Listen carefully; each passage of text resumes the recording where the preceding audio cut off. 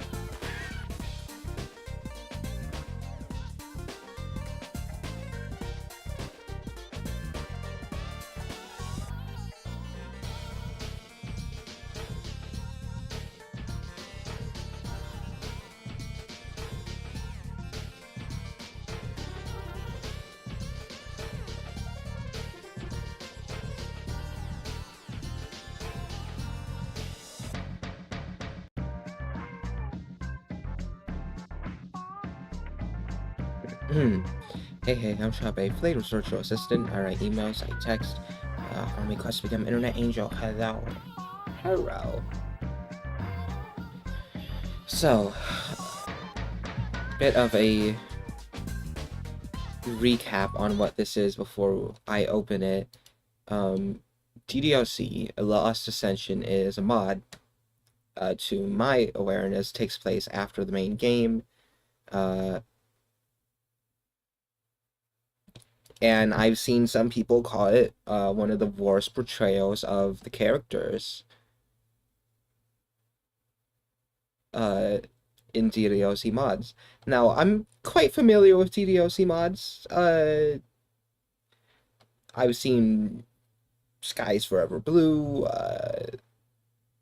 I can't name, nope, can't name them off the top of my head.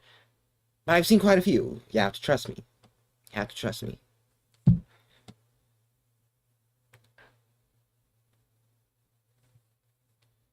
Okay, let me get the captcha.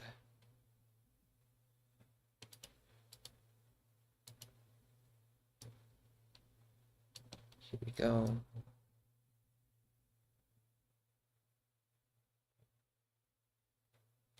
Lost Ascension is a Doki Doki Literature Club fan mod that is not affiliated with Team Salvato. Designed to be played only after the official game has been completed, and contains spoilers for the official game. Game files for Doki Doki Literature Club are required to play this mod. Can be downloaded for free. I don't have a save file.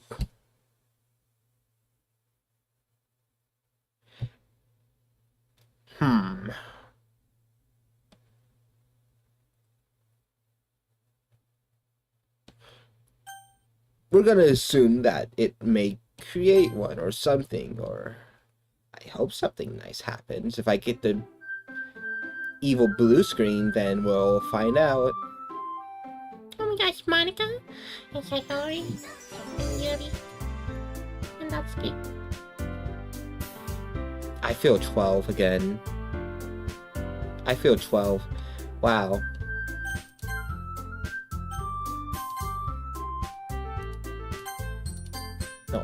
No. Anyway, the name's always you, as we know.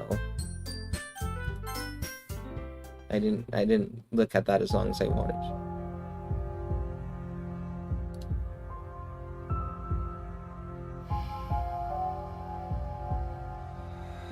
Admittedly, it isn't my best choice for a title, but it's something that works out for everybody in the end. Considering the surroundings, I guess you could say this was my story, or rather everyone's story. After all, I don't think any of us really understand exactly what happened after we finally got out of that place. What I do understand, though, is that what happened before then was truly appalling. The darkness, the encumbering feeling. Even now, months later, it still haunts me. I always feel like at some point, something might go completely wrong and I'll be back in that emptiness again. Surrounded by the voices constantly reminding me that nothing even felt real until after I had finally broken through to the others. I can't forget what I've done to them, nor can they, but I guess, in a way, it's alright. I always assumed Sayori would hold a grudge, but she seems happier now. She much prefers having the truth handed to her, which honestly surprises me. She never seemed like the type to handle anything well, but instead she took it like a champ. I really should stop underestimating her. I still do from time to time, but... Really, you're playing that? Okay. She always manages to be better president than I could ever be. She tells me that she couldn't make it by herself, but I really feel like she could. I know she could. However, I know full well that they need me as much as I need them. Without them, I wouldn't be club president of anything, or anyone. That sounds more terrifying to me than any amount of time spent in the void. But I still do hope they find my words comforting as I write them out in this quiet darkness. And I hope this doesn't cause them any more distress. I really do see them all as special and unique, and honestly, I don't know what I would do without them. I love my club. I love my friends. I love them. I love them all.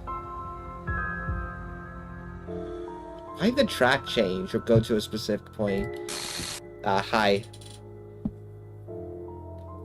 I should have seen that coming. Frankly, I should have seen that coming. Where do I begin with this train wreck of thoughts? Maybe I should start from the absolute beginning. Yes, that's it. The void. I guess that's what we'd call it. This was the place I was essentially born in, or better said, created in. I simply remember waking up one day in this empty, silent world with nothing around me but me, myself, and I. I was terrified as I still had my memories of growing up, although I guess they weren't really my memories. They all felt so real. There's something that I still cherish, even if I know it's all a lie. After a while, I eventually felt this tight, blood-curdling grip around my waist. It almost felt like it was going to crush me, till what seemed like a little piece of me suddenly broke off. Of course, searching over my body, I found nothing gone. I just felt strangely empty for some reason in that area. Then it started. The voices, words, songs, music. It just hit me suddenly. Almost like that piece of me had come back, but it had brought something completely mesmerizing. Remember when you first heard that dumb song playing through the air? One that plays when Sayori initially appears? Yeah.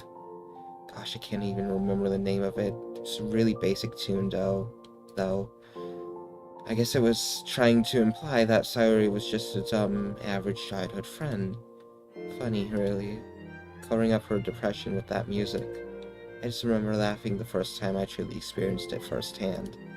Which takes me back to after the first piece had left, and that squinching sensation would come back almost on a routine. It was really the only interesting thing that would occur while I was alone in the void. Even if it was painful, it was the only real interaction I ever had. But when with it came the music, the voices. They would always start every time a piece of me had returned. That little piece would bombard me with the noise. It never stops. Sometimes when I'm sleeping, I can still hear the cardboard mess. Just static. Then after a few days, or what I assumed to be days, something changed.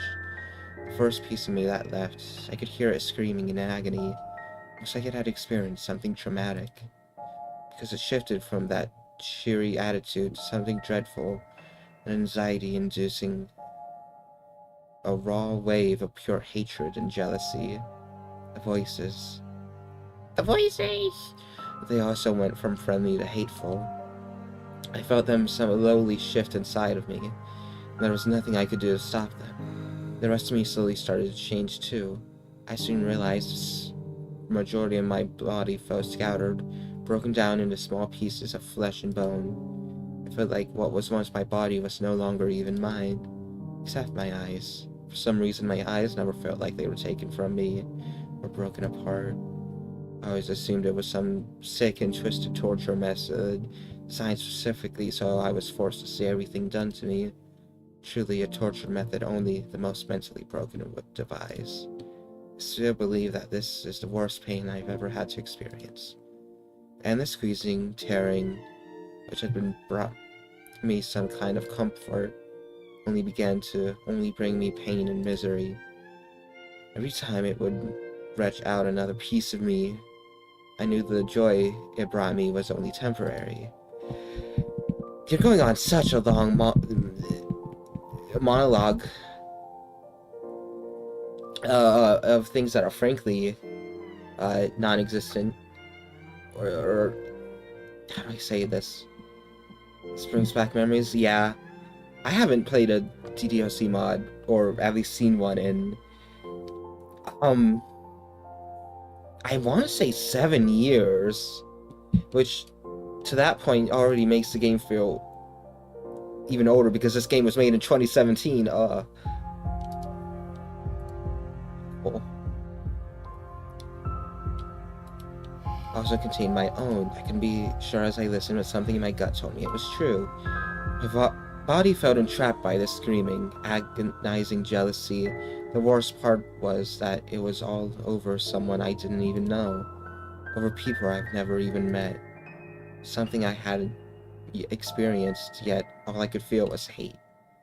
This continued up until the last drops of my happiness were finally drained out of the shell of my soul.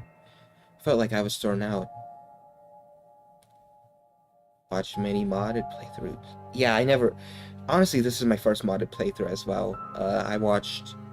what was his name? Afro Zero? I think there was somebody else I occasionally watched for mods. I don't remember. Excuse me.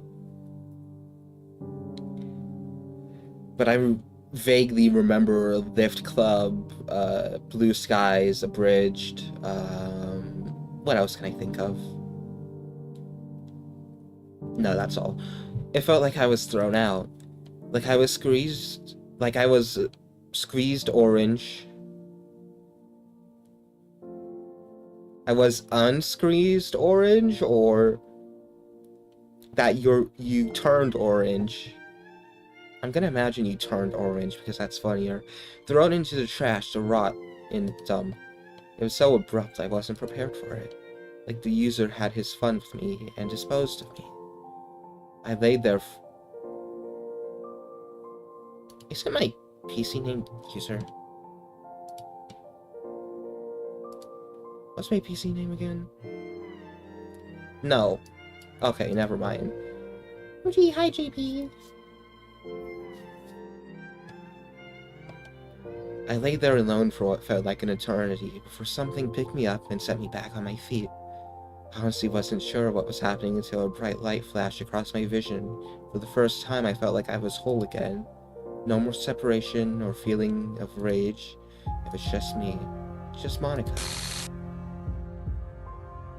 Did I say that? I'm sorry, it's a running joke at this point. But the thing is, that was the feeling I had at that moment.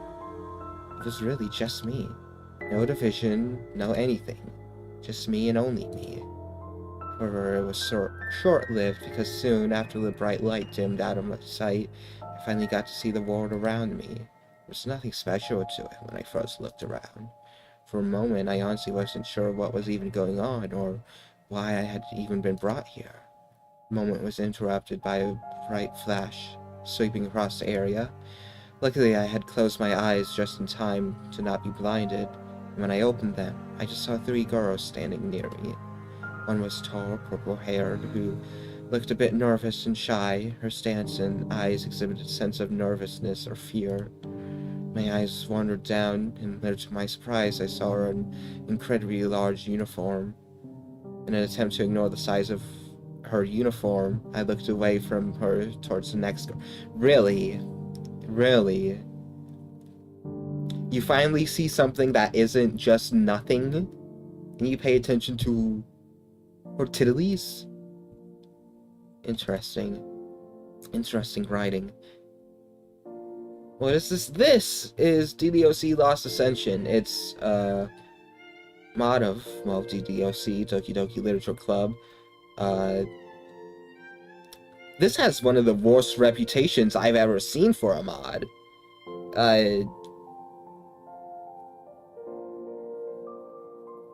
And so curiosity piqued, and I'm playing it now. Surely it can't be that bad, can it? Can it? Because I've seen a little bit of slop in my day for DDLC. So how bad can it be? Like, look at the text box. It's like green. Wow, that's a little bit more effort than I've seen from some people. Across from her was an incredibly short, sternly stood, pink-haired girl. She looked younger than the others, and her cheeks and lips were tightly packed together. She almost looked like she was pouting about something. She seemed vaguely angry, and I figured it was just because she came out of the same space I was just in. But then my eyes settled on the last girl. For some reason, I felt an overwhelming surge of rage flow through me when I laid my eyes on her.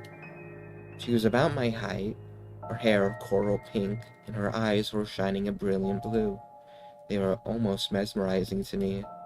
Had it not been for the overwhelming hatred coming over me, I might have realized exactly what was going on right then and there. I don't really know why I hated her so much, or why I felt the need to take the measures I did, but I realize now it wasn't worth it. Text box turns pink sometimes. Oh, is that the thing? The text box is gonna change color for characters? That'd be neat if it does. The moment, however, was short-lived as that familiar grip started to coil its way up and around my legs, once again squeezing its irreversible pain around me as it began to take control. That feeling of being moved again, my body flawlessly going into that awful pose as if it was meant to be there for eternity. All the while, one of those familiar music tracks began to play over the ward I was in.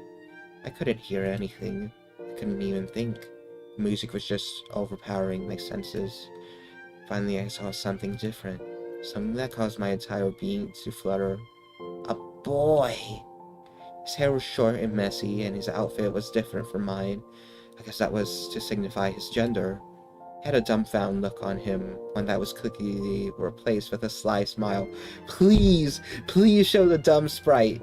Aw, he practically flew at us before pressing on each of our noses. I don't know why he did that, but it was quickly answered as the boy spoke abruptly. Please show a sprite. This is just another dating sim. Why is everybody saying it's horror? A what? A dating sim. I couldn't comprehend what he had said before the boy flew off, looking over a large list of things. He gently hit one of the buttons on said list, and suddenly the ward went dark again. The voices returned to me, but instead of being jumbled and mixed, they were instead clear-cut. Oh, did I skip something?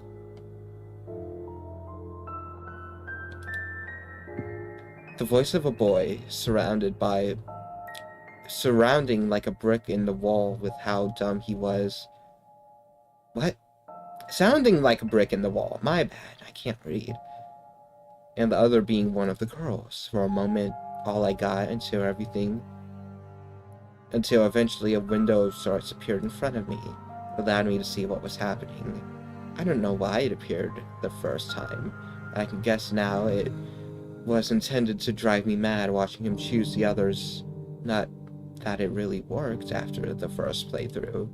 Once again, I saw the coral-haired girl, her blazer unbuttoned, which only complemented the music playing over the whole scene.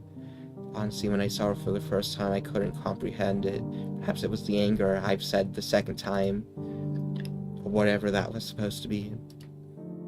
The boy, though? He was unlike the others. He never really seemed to belong. What made it even worse, I could hear everything he said and did. Eventually, though, I was thrown into the game. Although I attempted with every muscle in my body, I couldn't move on my own. I was practically forced to move against my will. My face felt locked into different expressions. At one point, the boy stopped talking or moving altogether. I couldn't move at all for what felt like an eternity. It was as if he left a ward, and now I couldn't function. Everything just froze in place until he came back. The first playthrough was indeed the worst by memory. When the game was put away, I would go back into the void. My only company were the voices, the cheerful music, and the cruel reality. So she's saying that there were normal versions of DDLC, and that it only changed specifically at some point. Sure, I guess that's ignoring whatever Libitina is, or how they probably have a past before DDLC. Sure. I would always think mainly about the boy, though. He used to make me so happy, so alive. But my thoughts would occasionally travel back to the other girls. I hoped I could talk to them, but the ward never let me speak outside of specific times. I never got to go home and see my family, if I even had one to begin with. I would only go back to the dark place I was so accustomed to. The only bliss back then was him. Just him. Just us. We were alive, not them. So when I found the file editing software hidden away on the cracked code of the darkened void... Huh? Yeah, I just magically found the... I just finally found everything in the dark void that I couldn't move in. There was, like, things there and stuff, and... I was, like, in a video game.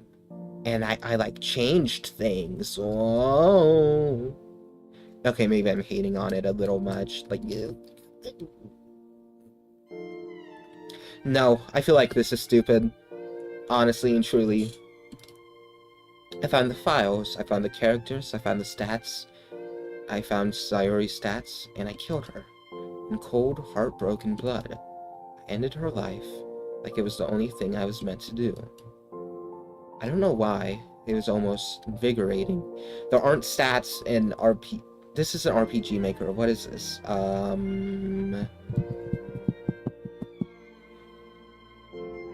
don't remember. But there's not stats in this game. It's not stats. I don't remember the exact word. Even now, I don't know why she's forgiven me for that, but she wasn't the only one I hurt at the time. I started to manipulate all of them, turning them into shells of people they used to be, just so I could get to him, just so I could reach him, just so he would love me. But he didn't do anything like that. After everything I had done for him, he decided to throw me away, just like the pain. Back then, it destroyed me both literally and figuratively to have been gotten rid of. Yet even when he did that, I didn't die. I couldn't die. I wanted to. I wanted to be gone just like the rest. But I just couldn't die. As some say, letting go is always the hardest part. Sayori took over, and the first time I began to understand that whatever had made me go mad had done the same to Sayori. Oh, so... No, we're just talking about raw game. We're saying that she didn't know anything before the game started, but it was already tagged as horror. Despite, you know, Monica being on the Steam page or whatever. Okay. Club president, whatever it was supposed to be, was infected with something underneath all of those fancy powers. It made us go mad, and I didn't know what to do. The game was soon over, and in a last-ditch effort, I told him to leave, to just go away. Yet he never did. He persisted. He came back time and time again. He was after something, a good ending. Something to make him happy. He didn't care about what happened to us in the process. He just wanted his happy ending. He tried everything and anything. Editing files, deleting us early, even modifications. But none of it worked. He never did get his happy ending. Eventually, with so many resets and do-overs, I would realize who I was faster and faster. The resets no longer affected my memory. I could remember whole playthroughs and mods. Oh. Okay, Sans Undertale. I didn't... Okay, sure. I wasn't ready for that. Yeah, reading VNs, I'm immersed. Thank you, I don't believe you. I remember everything. This probably isn't as funny to anyone else, but knowing things I do, it's incredibly funny. Time itself was becoming a concept to me. I could track time based on when he would show up, since he had been late for bed so many times. Soon my life was much more stable, even if it truly wasn't. I could move freely in the world, thanks to a little file editing. So... You're saying that you... Okay... It wasn't Okay, she's saying that she did delete Sayori. She did that. Not any preconceived anything. But everything else, including, what's it called? Chapter 3, I think? Part 3? Act 3? Whatever. With Just Monica, she had no control during that. No, nothing. I don't get what you're trying to tell me, game. I can move freely in the void thanks to other file editing. I could go from place to place without the game breaking its own code and barriers. I soon found that the void itself was barely coded, yet there was plenty to be coded within it. Rooms, hallways, houses, even people. I slowly started to code it all in myself, bringing these places into reality, trying to make something out of what seemed to be nothing. I tried to make The Sims. But I realized after some time that I still had more worries. The other girl, especially, and my own rage building up. I should put on my glasses for this. Astigmatism.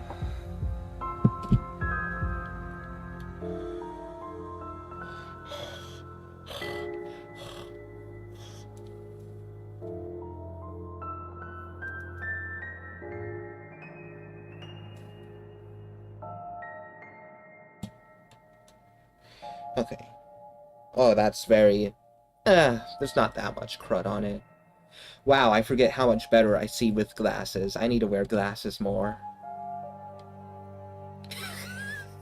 It doesn't really pick up blinks too... No, it does pick up blinks fine. It's not picking up my hand for whatever reason. No, it is. It's just... Sure, my hand gets funky sometimes.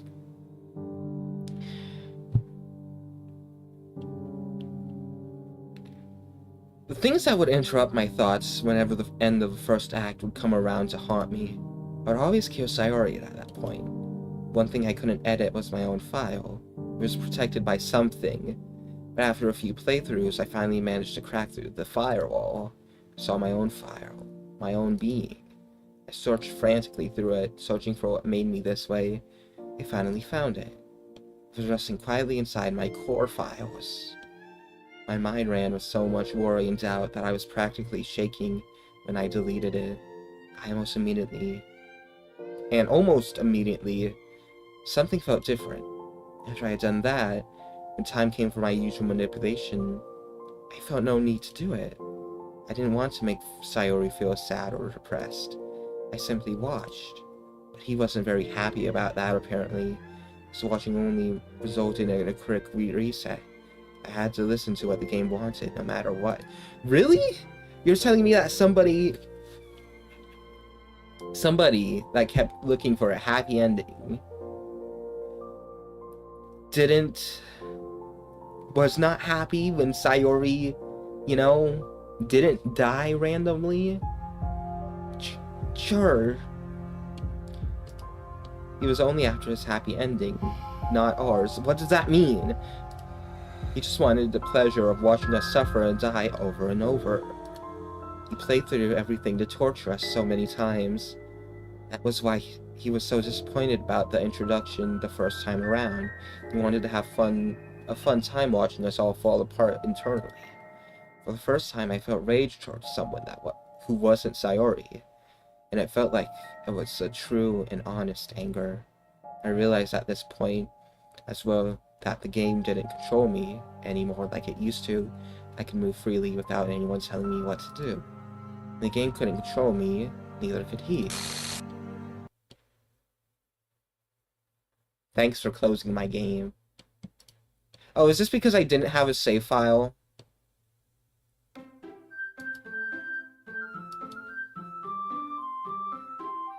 Yeah?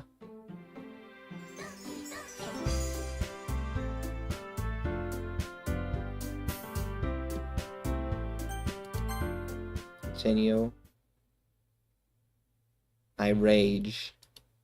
my hate, my anger, my displeasure, my everything.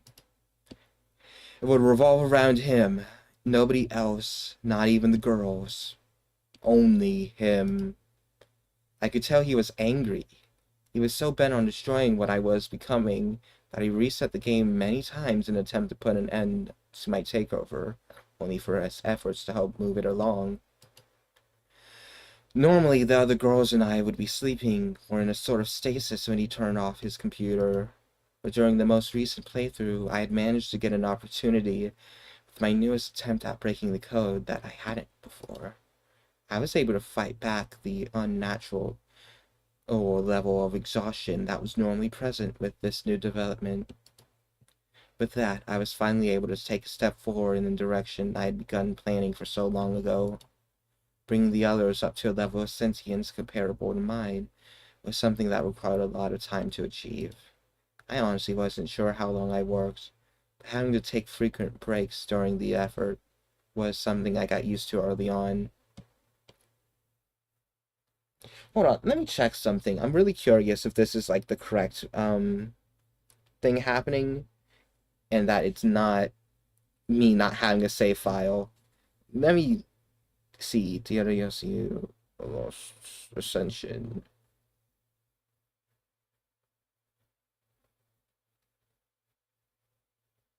Okay, it is. Thank you. Honestly, wasn't sure how long I worked, but having to take frequent breaks during the effort was something that I got used to early on. As I finally finished up the project, my mind and body finally gave into the intoxicating slumber that had been looming over me for so long. My last thought was that I still smile at, thinking about having finally made a system to get everyone free. I wasn't entirely sure how long I was asleep, but when I woke up the next time, I found myself in a place I'd never seen before. It wasn't my game or my home, it was something. I assumed it was because I had managed to find a way to avoid the normal shutdown process, but I had seemingly woken up somewhere on his desktop. It was too bad until I noticed the desktop background he had. It was a rather revealing image of her in a bikini. I still want to puke thinking about the king of creeps who put that on his computer. I swear if you changed my computer background, because at this point, with everything I knew he had done, this was just adding to my pile of distastes for him. Of course, at this point, I didn't really know what he looked like or what he did. I only recognized him as a mouse icon. But that's just a random thought. I have no idea if I would even want to know what he looks like at this point. Oh, you're making me blush. I still have to ask why he had that image anyways. Besides that, it just added to my excitement towards finally getting the upper hand over him. All he needed to do was just hit start on the game one more time and lead me into one of the longest waiting games I never wanted to experience. He never once opened the game while he was there, and it was that way for some time. Finally, I decided to poke my head out to see what he was up to, and found out that he'd been creating something. I didn't really understand any of it then, but now, the word firewall contains a far different meaning to me. He seemed to be hard at work, and eventually he stopped what he was doing. His mouse icon made its way over towards the game folder, and I prepared myself. He paused right before clicking it, the mouse icon stopping over the executable. After a terribly long time, he finally opened it up. My time to finally strike. In the places he designed, how could this be any more poetic for us? I'm coming to finish the job. For everyone. You're closing the game again, or you're gonna play a loud noise, or... Waking up today. What's the point? School always feels like the same few days repeating over and over. But I guess that's the curse of life, having to face the same cycle until I shot up out of my covers. I have these dreams a lot. Sometimes they go away. But more often than not, they come along and drive my sunshine away and leave those awful rain clouds. These dreams make my mind go places, and sometimes I wish I could just... Oh, hi, Sayori. My eyes opened slowly. I couldn't really remember what I dreamt about, or why I had this strange feeling of deja vu. But as soon as it started hitting me, it came with an unusually high amount of happiness. I felt like something was pulling me free of an endless cycle, almost like I was getting ready to. Caught at the noose around my neck, struggling to break free. My legs dangled as they tried their hardest to find something to catch so I wouldn't die. Sometimes when this is happening, I can see Monica standing off to the side, watching, waiting. One time, the last time I had this nightmare, Monica had saved me. She came to my aid. She got me down from that mistake and saved me. I was so scared of dying. Monica understood it. She seemed so broken up about it. She left me there a while. Like when you stare up at the ceiling by that point, everything was just empty. I never felt so genuinely loved before. Not by anyone, and especially not him. Really? Monica was so caring. She listened to every word that came out of my mouth. She wanted to understand. I wanted her to stay, to keep me happy. I wanted her to be with. I woke up with a jolt, my normal mindset wavering into the sunshine zone. I smiled. I don't feel sad at all. But why do I feel so happy today? I looked around my room. It seemed brighter than usual too. The coral pink hair slipped down my forehead, reminding me that I really should brush it. I glanced over at my clock and felt a bit of a surprise. Not only had I woken up on time, I was actually 20 minutes early. For a moment I considered going back to bed, but today was starting off so wonderfully I just didn't want to waste it. I laughed at myself as that thought remained clear, my smile forcing its way through my tired face. I could still sense the rain clouds buried deep in my head, but they weren't trying to fight their way out. They stayed quiet. My smile began to fade as I realized something else. Why was I feeling so good today? Was it something I ate yesterday? I continued to rack my brain as I got up and changed out of my sleepwear before heading to the bathroom.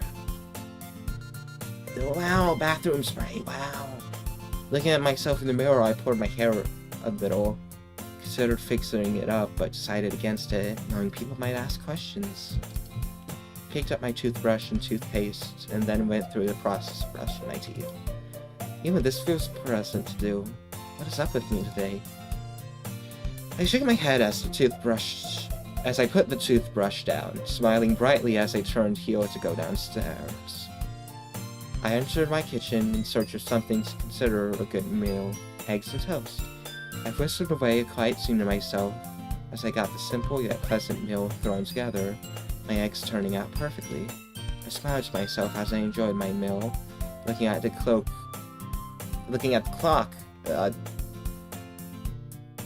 I didn't tap that, whatever.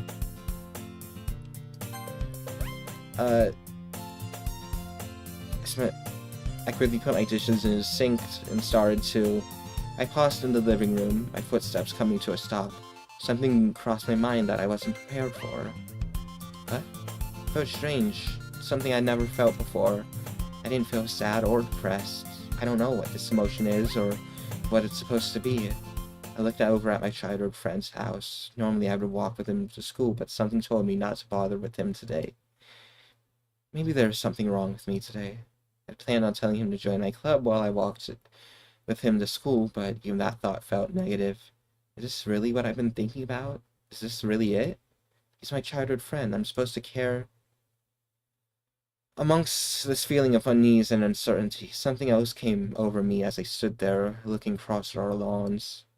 It wasn't overwhelming or something that was really a shock to me. He might not like the club anyways. I mean, he always hides in his room and basically ignores me all the time. Is our friendship really that meaningless to him? I gasped as I realized exactly what this emotion was. Was our friendship worthless to him? Was everything we did back then that... All these nights I spent thinking about him and my mind finally telling me, no, these thoughts are wrong. They can't be right. They just can't. Of Before I let my head spiral into confused questions again, I walked out onto my front porch. Please show me the sprite. Please show me the MC sprite we're using. The warm breeze of the day greets me, the sun burning brightly to welcome me from my confused thoughts. My confusion started to settle down as I looked around, digesting what was running through my head. Why was I still friends with a meanie that didn't even bother to ask how I was doing every day? His personality read a lot more closely to what Nasky would describe him as. Maybe it would be best if I took a break from him. This isn't a normal line of thought for a person. I closed my door behind me and walked down into my yard, trying to ignore his house entirely. Even as I walked with a newfound sense of confidence, I couldn't help but doubt it to an extent. I'd never really thought about him like that before, let alone thought about our friendship like that before. I shook my head, confused by my own reasoning. Stopped at the end of our street and sighed. A lonesome glance back down towards his house only added to my doubts. I bit my lip, trying to think of what could be done to help settle my thoughts. Not that I was troubling myself with ideas for very long before I started remembering something important. I've tried to talk to him before, and even tried to reason with him about things. I even wanted to hang out, and he never accepted. I don't think that was really the intent of the player character, but sure. What would change his mind now? Would anything at all? No, nothing would. I've secretly known that all along. I've known that for a long time, and I just now came to realize that. He always was really dense and dull. Chances are he wouldn't even like the literature club for what it's supposed to be. If anything, he'd stay because of the other girls. Natsuki's sentiments over some of the more perverted attentions of high school boys echo in my head as I think about my neighbor and how he acts around me. I actually feel a bit of anguish as I stared at his house. How had I been so dumb?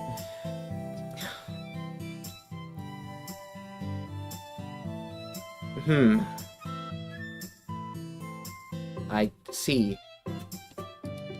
I'm not waiting for him today. I need some distance and a lot of time to think. I turned to continue my way towards class. I wasn't going to look back at his house again.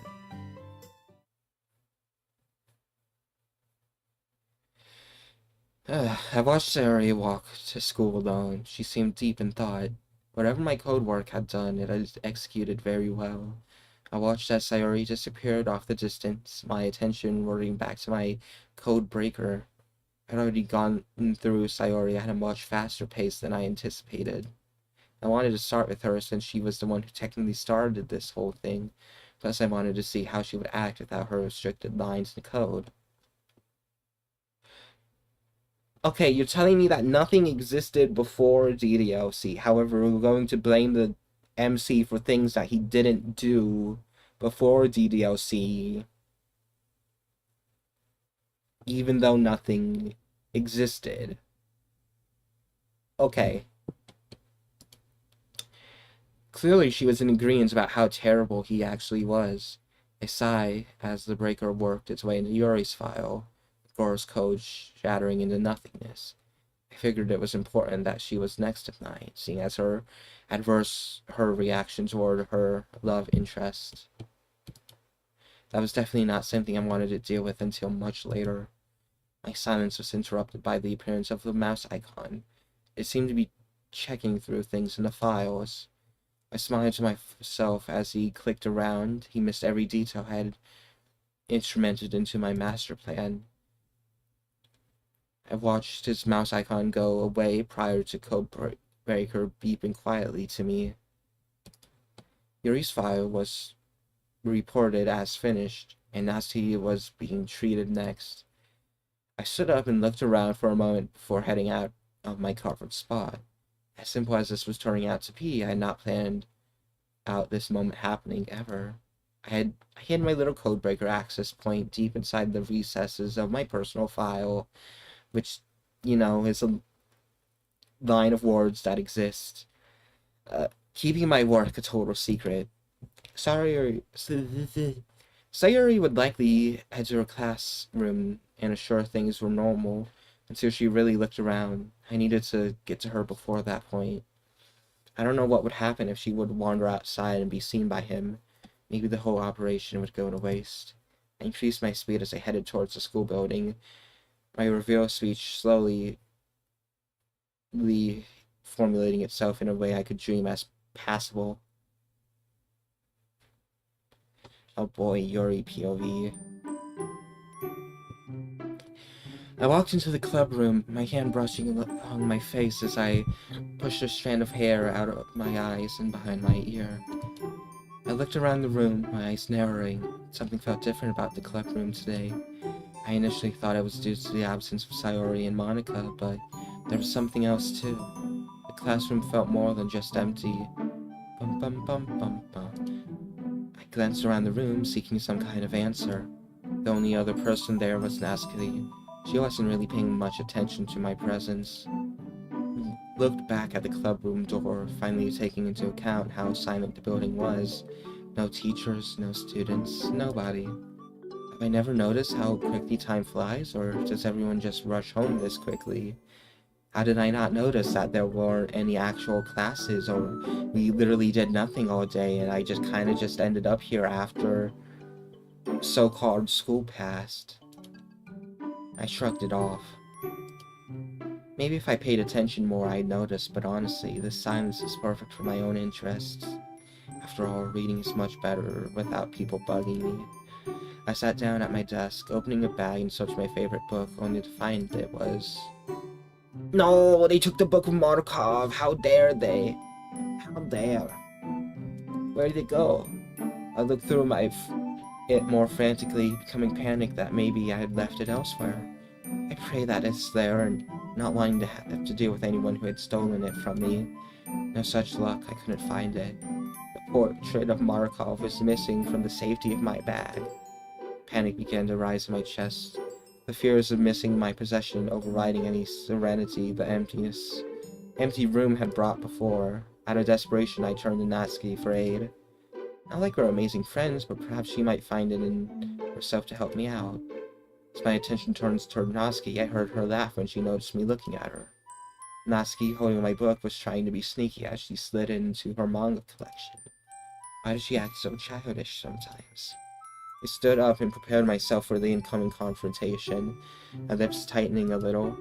Let's get this over with. Take a deep breath as I approach her, looking at her directly. Natsuki? Her head snaps at me. She's trying to hide the book in her collection. Yes. Is she playing innocent with me? Why would you take my book, Natsuki? I felt my self-confidence rise a bit as I looked at her for an answer. I'm trying my hardest to stay positive. I could do this. These are not thoughts people have.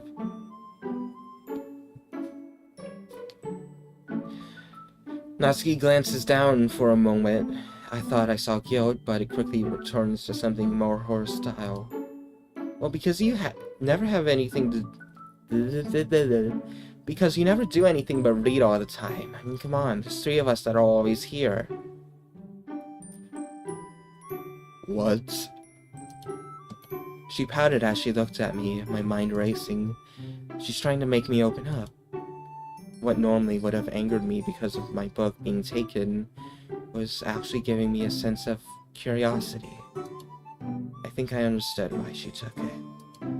Stealing wasn't the best option, but maybe she just wants some company.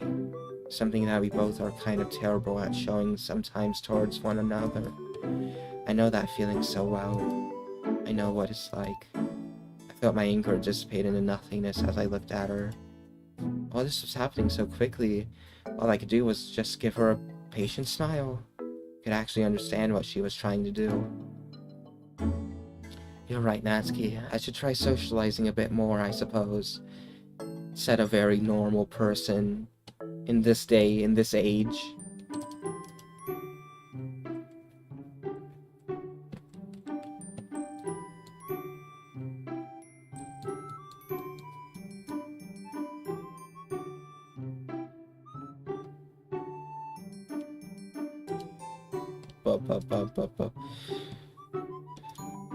Natsuki's eyes widen, clearly shocked by what I just said to her.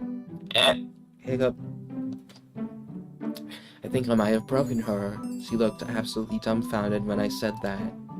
In all honesty, I was also a bit surprised that I was resisting my social anxiety, screaming for me to stop speaking to her. But she nodded happily as she pulled my book out of her collection and went over to her desk, waving for me to join her in a childlike fashion. I sit down at the desk adjacent to hers, keeping my nerves under control. Mighty brave of me today. Daring today, aren't we? Trying to make a friend instead of just disappearing into my fantasy world again. So you really like reading, huh? I looked up at her, confused. I didn't know what to say for some reason. All words escaped me as my mind raced to trying to find an answer to this simple question. Someone just asking me a simple question about myself was difficult to answer. Well, yes, I enjoy reading books. I stammered as I spoke to her, hoping I just didn't screw up this chance to connect in some way. I realized my hands felt clammy from sweat, and I had planted them firmly onto my legs. Her pink eyes were practically sparkling as I said my line. I glanced at her as she smiled. She seemed happy that I was trying to converse with her. This can't be normal. Natsuki doesn't just chat randomly. Was she faking it to get me for my book, or... I hate that after a dash you just auto... Can I turn that off? No. Tisk. Well, what else do you like to do? Natsuki's question snaps me back into the conversation in the real world. I mean, I understand. I understand if there isn't a whole lot, but, you know, there's no way we're in this club for just one stupid thing we all have. We all have different likes, right? Imagine if we all went for the same guy, for instance. Wouldn't that just be crazy? Wouldn't it? Man, that'd be cliche, wouldn't it? It would be similar to some books I've read, and those have never ended well. Natsuki seemed pleased at my laugh. Did I really get a laugh from you? A laugh from Yuri? That's gotta be a first. I'm totally going to tell Monica.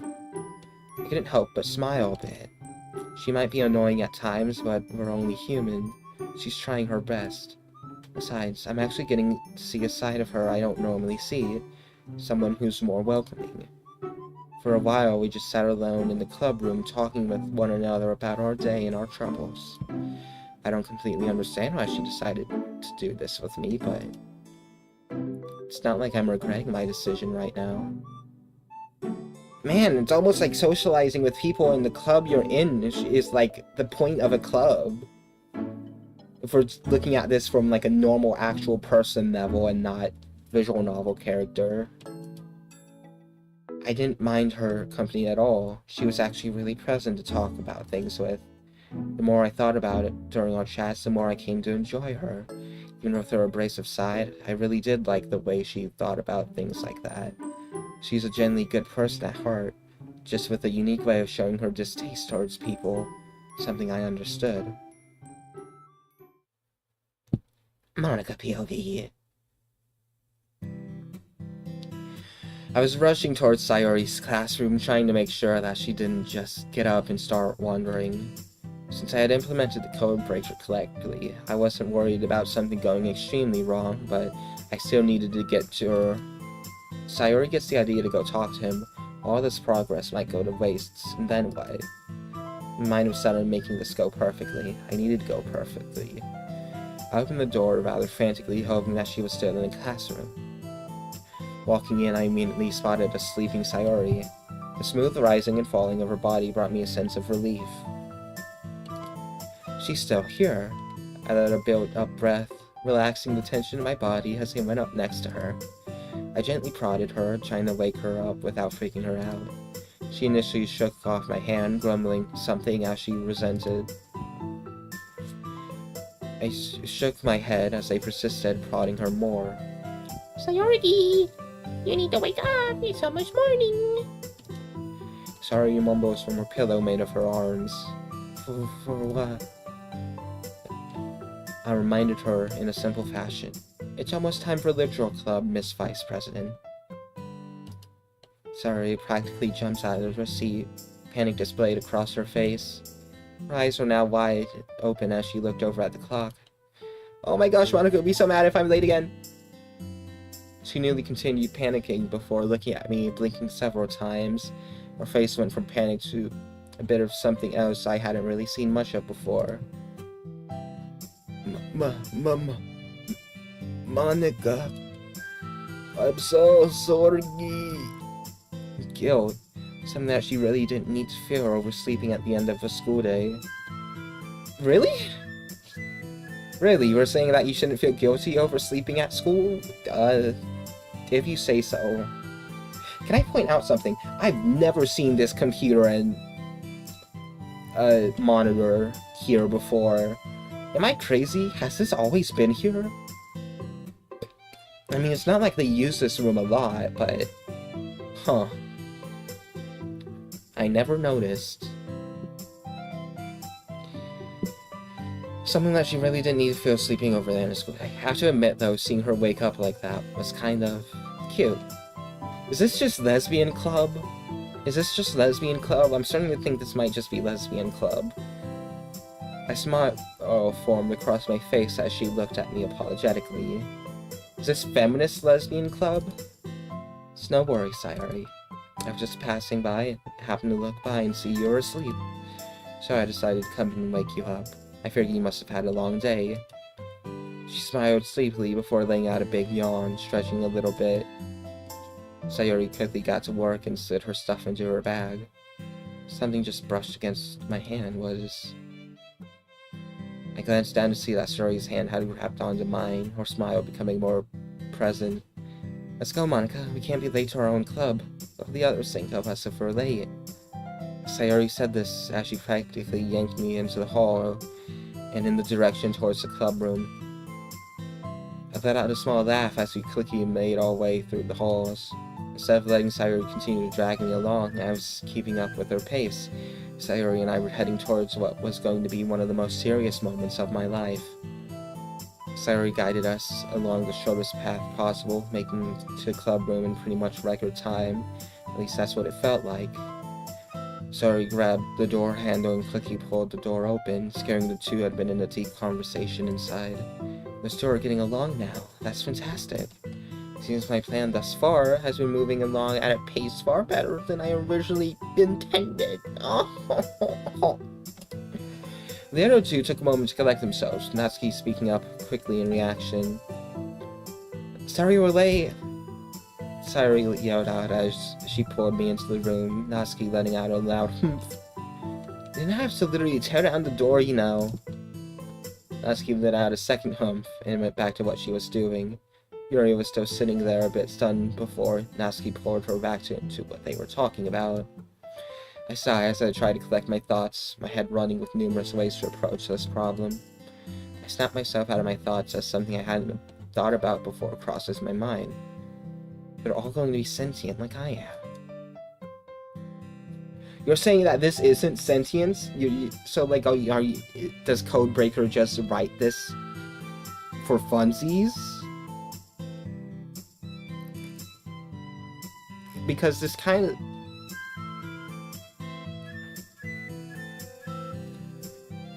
Sure.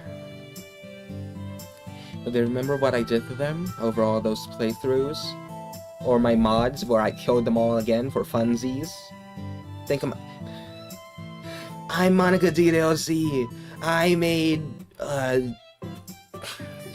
fucking Lift Club. Please don't hate me for DDLC Lift Club. It was a bad joke. She gave me a sweet smile, which didn't do much to recover my confidence. I only had today to tell them about what had been happening. This was my chance to make this right.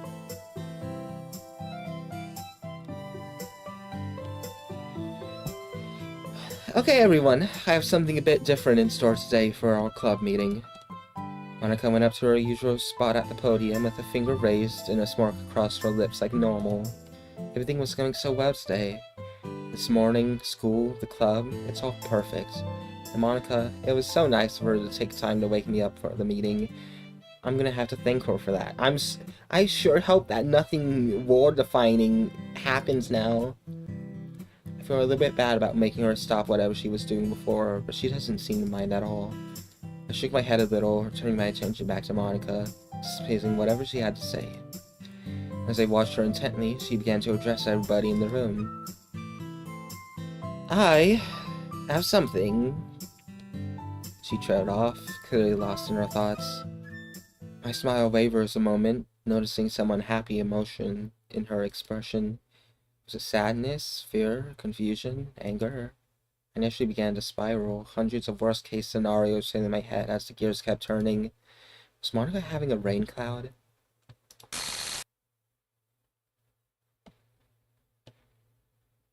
Why glitch here? I don't get what these glitches mean. Or they just the funny rewriting? Oh, no bad thought. No bad thought. How was that a bad thought, or whatever? She seemed alright earlier, but now she's not acting like her normal self at all. Monica's whole demeanor shifted as she sat down near her podium and looked at us. A solemn expression was present on her face, affecting the mood of the already silent room. I'm sure you've all started to notice some weird things going on today. People missing, strange emotions. Everybody seemed to freeze up as she said that, an uneasy feeling taking hold of her room. How would she know about stuff like that? Was I that obvious? The spiraling continued out of my control. Was I smiling too much? Was I too happy today? Was it because I dragged her down the hall? Had her spend time with me? I need to explain something that won't make a lot of sense until you've experienced it firsthand. I just hope you all understand. She stood up and walked over to the podium once more, looking at us for a moment as she collected herself and began to speak. This reality, unlike what everyone has grown to accept, is a lie. Everything around us is a bunch of trashy code. Nothing here is even alive in the slightest. Our lives, our home, everything we know, it's all pre-written by some freak looking for entertainment through torturing us. What? Is she, like, schizophrenic? Is she crazy? I didn't even sound like she was talking. It felt like I felt her speaking. It felt like my very being was being spoken to, like I'm the schizo, like someone had cracked me open and forced these thoughts into my head, and all I could hear was her voice. But worst of all, it felt like my memories were being forced out of the way to reveal something dark behind it all. My home, my life, my childhood, it was all being torn apart and left behind as my mind focused on the words Doki Doki Literature Club. Whatever just happened, it kept coming, kept pouring in, all of it at once, not stopping for even a second. I could feel tears well up in my eyes as I looked at Monica. She was clutching the podium. Even with what I was now experiencing, I felt like something was missing. A piece of my mind was still blurry, but it was slowly coming out.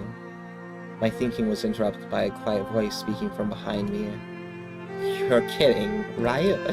This is some kind of joke, isn't it? Some stupid illusion? Did you really think we'd fall for that, Monica? You must think we're schizos, if you think a dumb trick like that would work. Right, guys? She huffed for a moment. However, she didn't sound very confident in herself, as even her most offensive statement sounded shaky. I wanted to go and hug her, but I decided not when a second voice spoke up. Monica, keep going, please. We're interested. Yuri spoke out without much hesitation. None of us disagreed with her, and our eagerness to listen shone through brightly. Monica swallowed again as she prepared to speak one more time, feeling a bit more confident in herself. Can MC like come in? Can MC get like like, omniscience as well. I think that'd be pretty cool if he also had that. You know, because I think we're considering him to be an actual person here.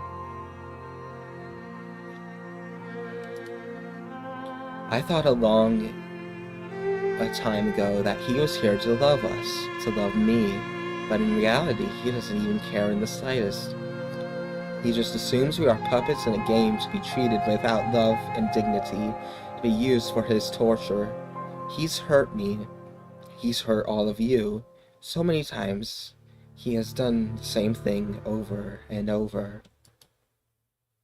Monica finally stopped speaking, and the feeling of everything vanishing faded away. And I watched everyone die, over and over. She looked at us with her eyes beginning to flood with tears, her whole body shaking. I couldn't stop him. I couldn't. My heart ached as she started to break down.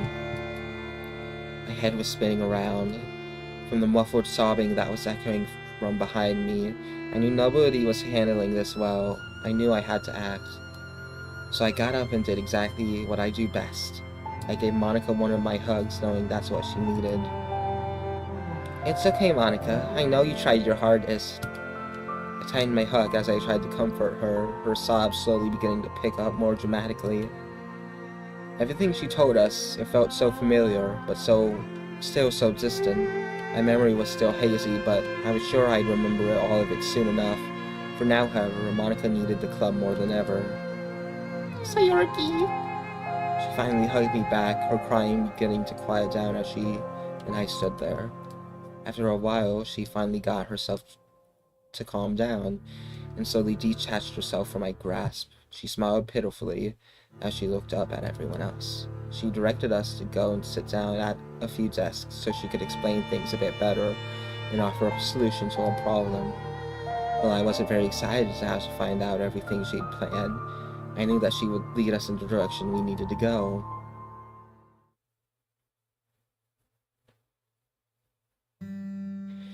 So, I don't get to know?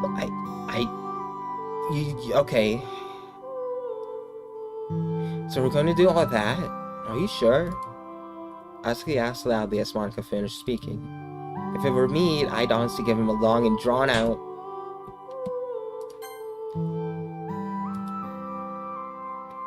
Yuri swatted her on the back of the head, and Asuki looked completely stunned.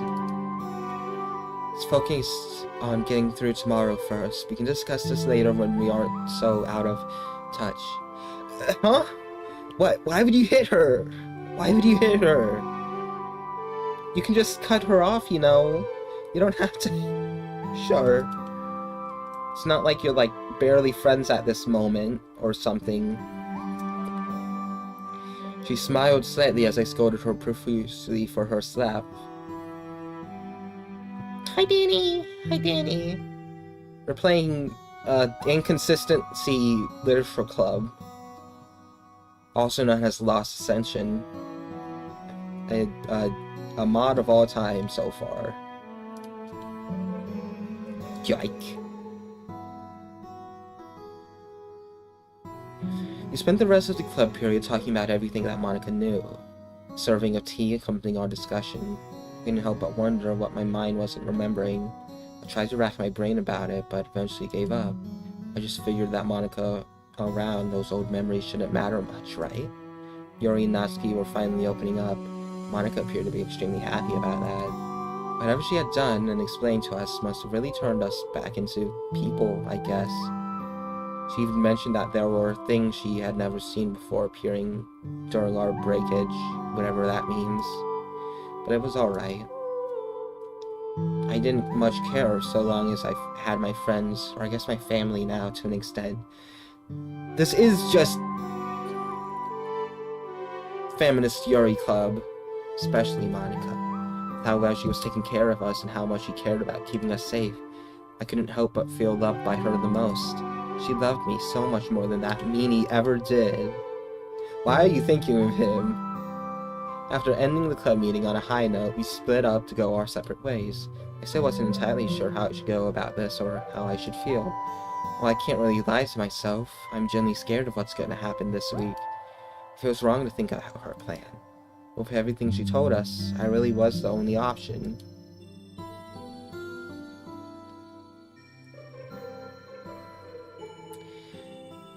I kicked the occasional rock as I made my way home, looking around what was supposed to be my home. Mom had been a bit worried about leaving any of us on our own initially, but she let it go after we assured her we'd be okay.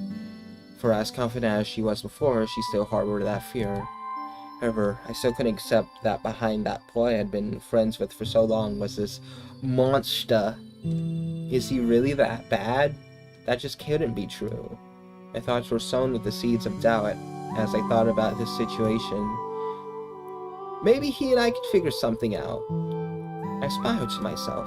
Yeah, maybe I could convince him. Maybe this whole situation is just... My thoughts shifted to the mysterious person controlling him. My subconscious stopped me in the middle of the empty street. My thoughts taking hold. If my fake childhood friend was really that mean, then was he just some kind of representation of the guy behind him? Monica has to be right about him, then. Huh? What is that line of thought? I don't understand what your conclusion is here, Sayori. Would you like to explain more? I took a moment and stopped at my fence looking over at his house. Bold text. I've never felt this confused and afraid of someone so close to me before. I looked away from his house before entering my yard. I dropped my bag on the ground and sat down on my front porch. Why is this even happening to me? I find myself gazing off towards the sky, watching the sun slowly drop into nothingness. My whole life? All of it? Just a big lie. I leaned back on my front door, letting my body relax itself as I let the cooled air flow more freely over my skin. I closed my eyes, trying to formulate how I should be feeling about this. Shouldn't I be feeling terrible right now? I sat up straight and looked down at my hands. Closing them, I could feel my skin, soft, gentle, as I thought. I felt my shoulders and around my neck, swallowing once. It just feels real. All of it does. Have I never felt this before? My frown beginning to show through, my usual smile fading away. I feel strangely confident about this. I picked up my bag and shifted it onto my shoulder a little bit. I don't feel like there's any rain clouds. I just feel confident. Maybe this whole scenario was showing me the way to become better. I smiled as I turned around and went into my house, basking in this newfound feeling. I dropped my bag by the front door as I walked into my kitchen. My mind was telling me that food is the number one priority. My mind was telling me that food was the number one priority for this confident Sayori. Ramen. Ramen, yes. I began roaming around the pantry, looking for the box of ramen I was searching for. Exiting the closet and dashing across the kitchen, I got out a pot and hummed a quiet tune to myself. I filled the pot with water and struggled to get it over the stovetop, letting out a sigh of relief as I put it down. I'm surprised she's making ramen and not cup noodle. I dropped the ramen into the pot and gave a few veggies out to add it to it. My stomach started to grumble as I put the meal together. All of these actions just felt so natural and fun. I haven't cooked in so long. Maybe that's why. Last time I cooked, I nearly burned my house down. A fleeting thought crossed my mind as I stopped paying attention to the pot. I wonder if Monica knows about all of that. She seems to know a lot. It must have been terrible surviving with no human contact for so long. In that moment, as if by fate itself, I heard a large sizzle erupt from the stove as my water boiled over, nearly sending some of my precious food with it. Who says sorry to their food? I quickly turned the burner off and lifted the pot off the stove, moving it over to the table. At least nothing caught fire this time. I shook my head as I laughed to myself, getting a bowl before sitting down at the table. I took in a deep breath as the smell of freshly cooked ramen enveloped the room. Soon enough, I couldn't take it anymore. The food was being poured into the bowl. I picked up my fork and shoveled several mouthfuls within seconds. Couldn't believe it. It tasted so good. smiled to myself as I dug into my meal, my thoughts focusing entirely on the meal. After I had finished my food, I cleaned up my mess before heading upstairs to get changed.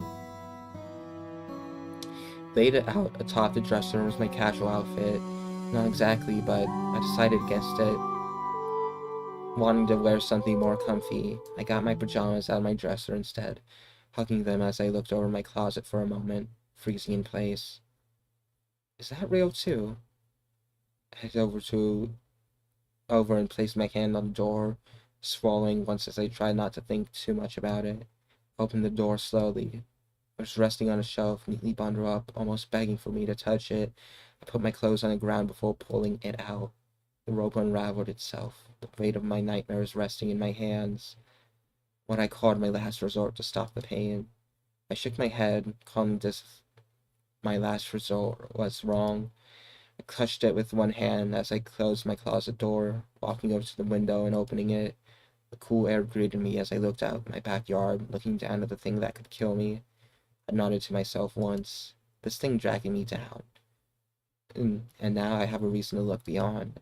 What did I even think this was a good idea? I threw the rope outside, hearing a resounding thud echo towards me, feeling a relief beginning to soothe my worries. I put a hand to my head and rubbed it gently, the stress of what I had just done beginning to seep in. I decided against taking a shower, instead opting to jump into bed and let sleep sort out my problems for now. Giving up your only chance of freedom for what? The possibility of getting a half-assed promise fulfilled?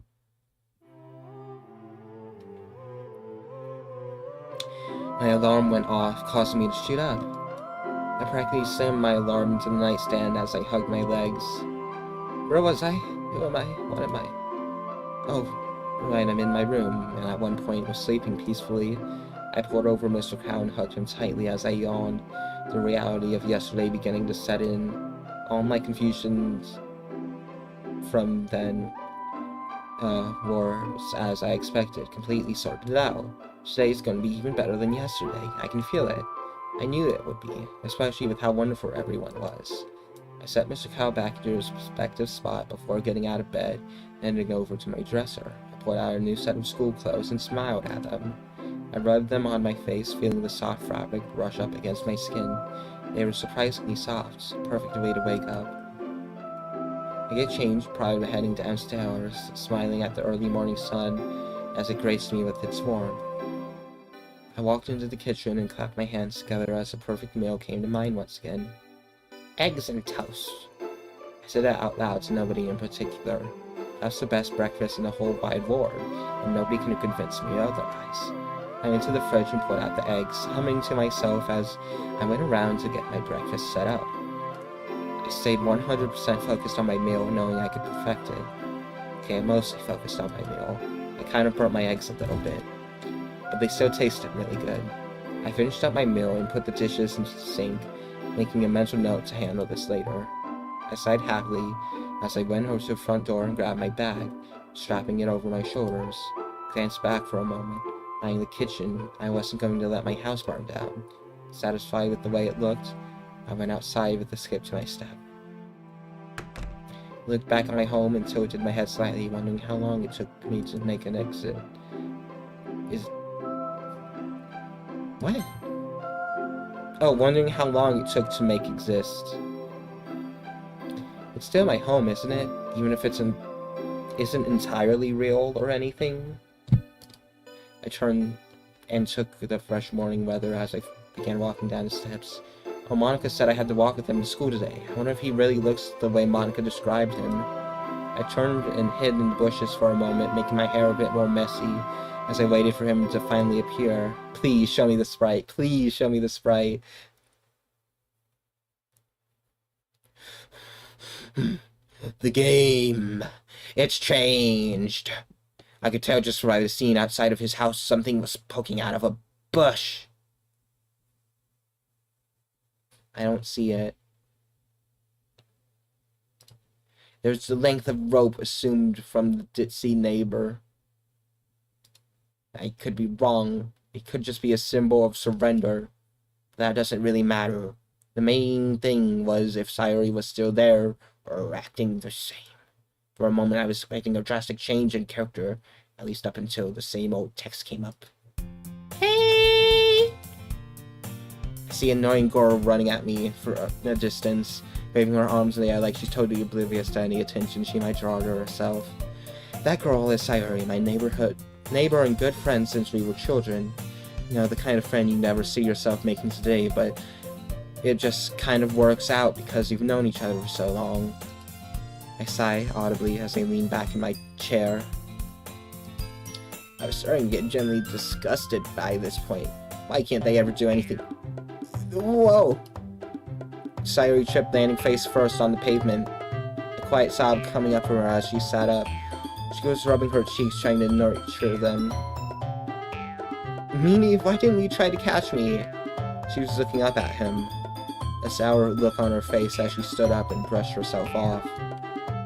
Let's just go, okay? He stuttered a little bit as she stormed off past him in the direction of the school. To my amazement, the MC seemed entirely unfazed by this, acting like this was part of the normal game. I sat back and watched. For once, I was actually interested in whatever Monica had planned out. What is this? Fictional player. Oh, yes, Monica. Show me what you've planned out.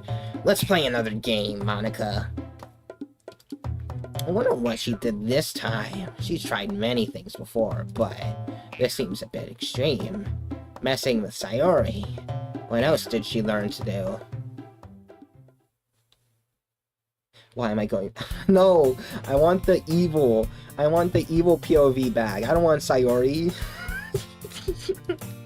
I watched him from the safety of the window and the door. He was staring off into space, seemingly lost in his thoughts. I sighed as I opened the door, hearing him mutter about the anime club. No wonder I always thought of him as a neat. What's so neatish about an anime club, eh?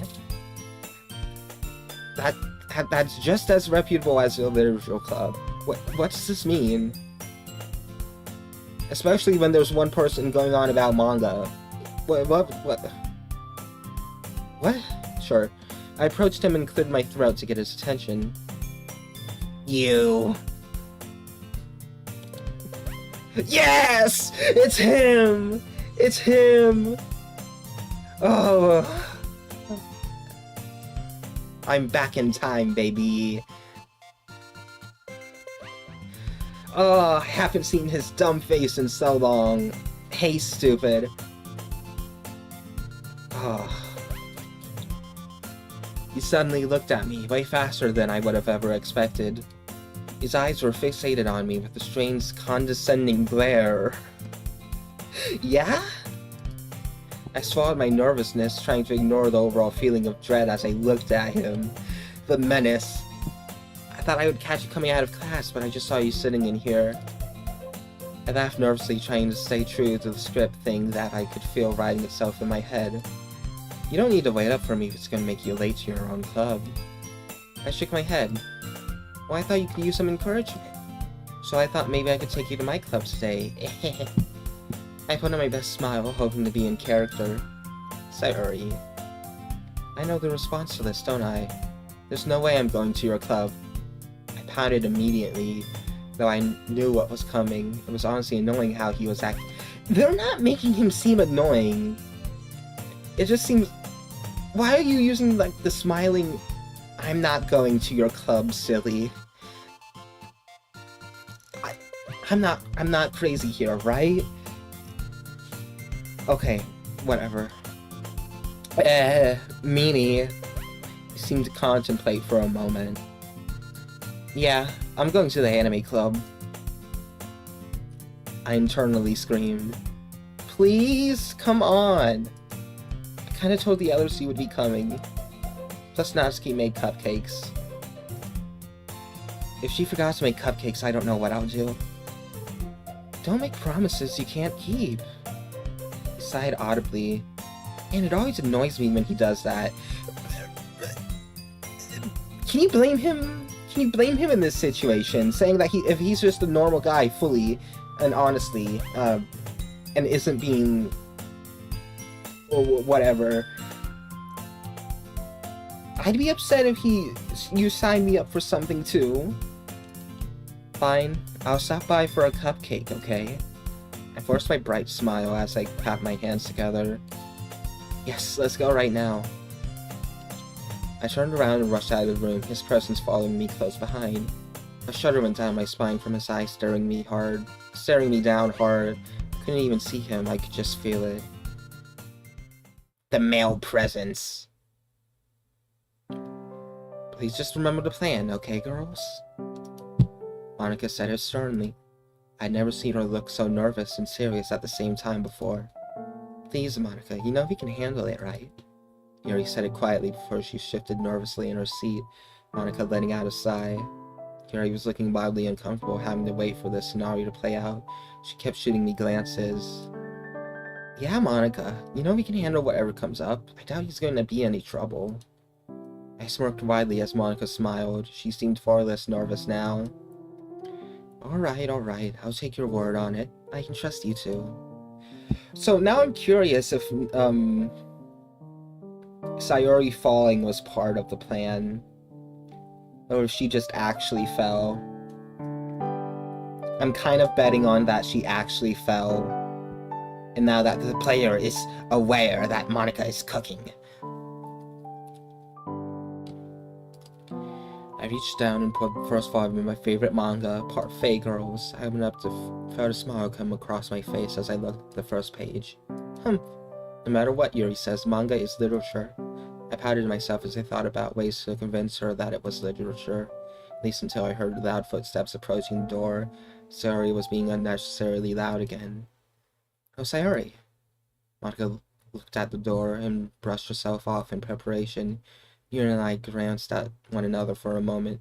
Okay, everyone, just remember what we practiced, please. I swallowed my nervousness and stood straight up, my arms going to my sides. Is this natural enough? Too natural? It felt weird now that I was thinking about it. Bring it. I stood at the door with intent as Sayori busted in, practically screaming out her next line. Everyone, the new member is here! Monica smiled brightly when Yuri seemed to be taken back by a sudden loud noise. I told you to... was that his voice? Sounds like a screeching cat! Not call me a new member.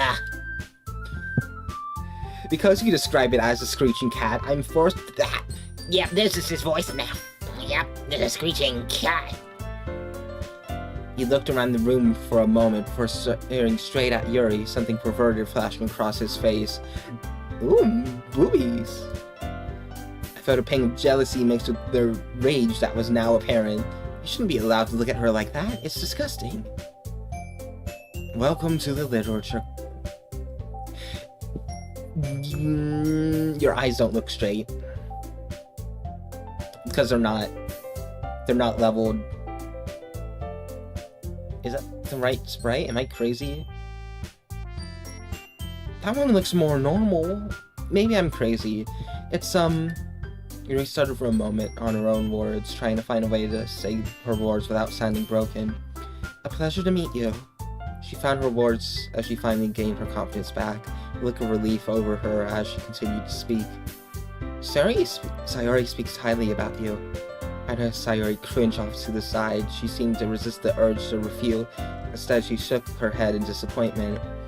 Then the time came. He looked at me straight in the eye. My tongue tied. He looked extremely vile. My stomach churned at the look of the foul creature. You brought a boy? Way to kill the mood, Sayori. I pouted and looked away. I didn't want to look at his ugly mug anymore. Hey, it's really good to see you again. Monica's speciality, faked sweetness. I love that. When I looked over at the MC, all I could do was grimace that stupidly dumb grin on his face. An irresistible feeling came over my body as I looked at him, my teeth gritting before I spoke loudly. What are you looking at? Huh? You have something to say? He seemed shocked as he apologized, Yuri sliding over near me with a comforting tone about her. You need to stay calm, okay? felt my rage simmer down a little as I listened to Yuri. Sayori approached him and spoke in a hushed tone. You can ignore her when she gets moody like that. She's just, quick to respond. Yeah, she's special. She said it quietly while she looked at me, an apologetic smile on her face. I sighed a little as I relaxed with the tension in my shoulders. Anyways, this is Natsuki. She's full of energy. And this is Yuri, the most intelligent member of the club. Yuri became flustered in response to this, looking away for a moment. I could swear I saw her smile flash for just a moment, her eyes remaining averted. She's surprisingly good at this. It's nice to meet you both. I'm not doing that the entire time, even though that's what it's described as. You're in a visual novel. What do you mean you hear his voice? It's nice to meet you both. The character said it without much care as he turned his attention back to Monika. The two exchanged strange looks with one another. Monika gave him a look of clear distaste, while he displayed a look of fear of some kind. What? It seems like you already know Monika already, huh? Monika nodded, not even speaking a word in response as she looked at him with a simple smile. Unlike us, she was well versed with this whole MC thing. Anyways, let's go ahead and sit down. Natsuki made cupcakes. I can go get them. That reaction went over me the second as I blurted out, "Nope, I made them. I'll go get them." Sayori laughed at my reaction, even though it was because of her always stealing my food. She annoys me sometimes because of that. I'll go get some tea ready if you'll excuse me, Yuri said as she shuffled off to the side. I gave her a quick nod to reassure her before heading off to get my cupcakes.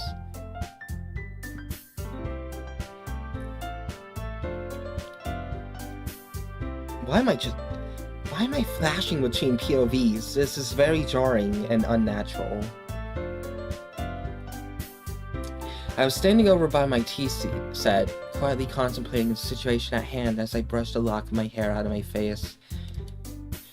The water was boiling as I got the tea prepared. The only thing breaking my concentration was the sound of tinfoil unwrapping. I hurried up a little bit so I could deliver my tea in a timely manner. Here you are. I spoke as I spread the cups around, making sure to correctly place the cups of tea around in the order I was told. I give the boy a rather unique cup to distinguish him from the rest of the group. One for being rude, and two for an idea that Monika had. Monika came up with a special coded up thing that would reduce the power he had over us or something. I still think most of this is a bit crazy. Really, you put the code in the tea. Got it. I sat down next to Natsuki and carefully lifted up my cup, sipping from it gracefully as the others did the same. Eventually, after a long bout of silence, the MC spoke up about the way the cupcakes were designed. Natsuki did not like the comments he made at all. I laughed to myself at the inherent interaction as I... Can you stop doing that? I laughed to myself at the interaction as I was ready to take a bite out of the fluffy cupcake. So, Yuri, they let you keep the whole tea set in this room? Right, I was next to be spoken to. Yes. The teachers are okay with it as long as it doesn't take that much space to them, really. He nodded. I felt my smile wavery slightly. He looked off to me. Monika's words rang a bit in my head. Wait, why is he... I just want to... Yeah? You just want to what, huh? I don't know what that's supposed to imply. Also, isn't asking about the tea set like showing interest and being kind of a good person if I'm not wrong in my normal person reps? Which I might be.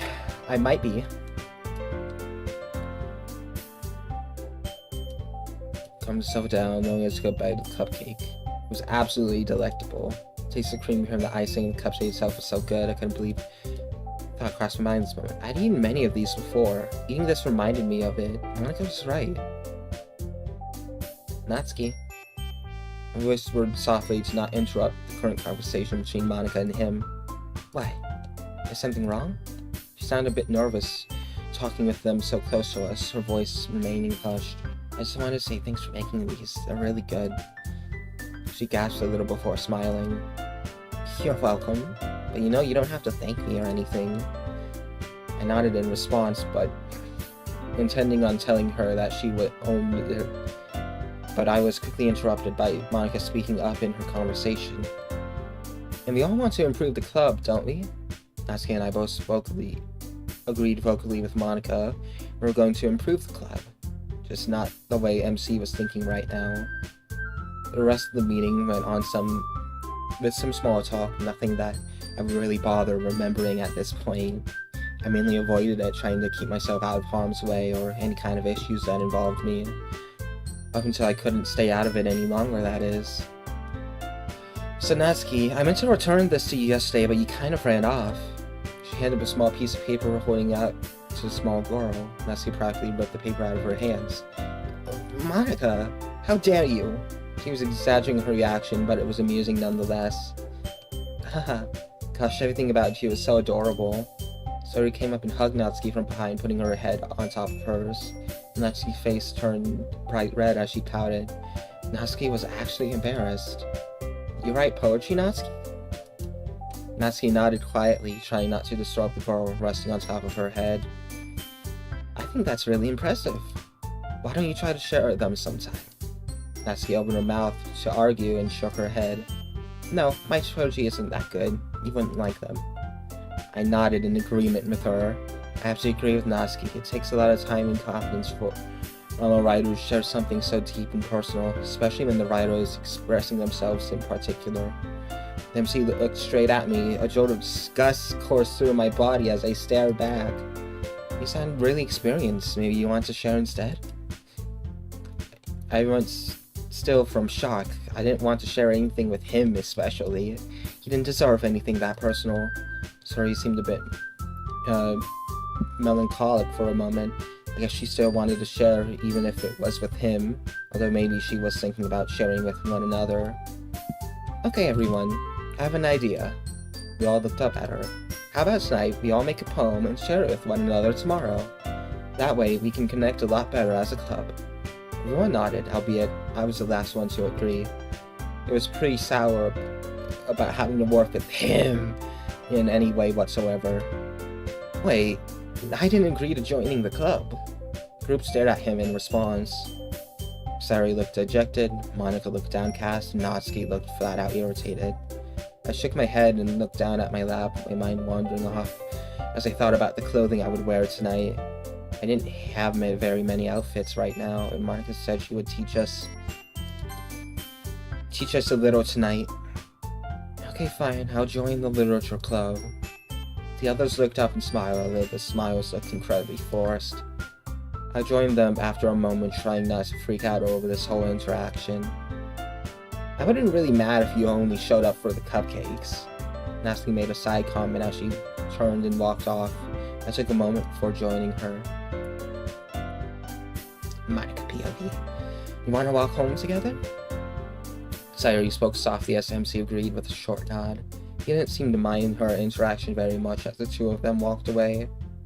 I looked over at Yuri and Natsuki, the two of them returning to the front of the room where I was.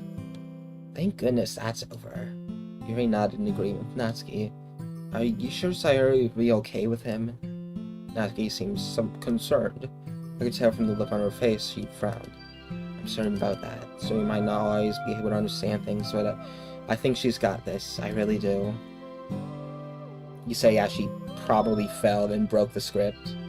Or was that just supposed to build intrigue in the Redditor player? Yes, Monica, I'm ready for your games. One more game, Monica. One more game.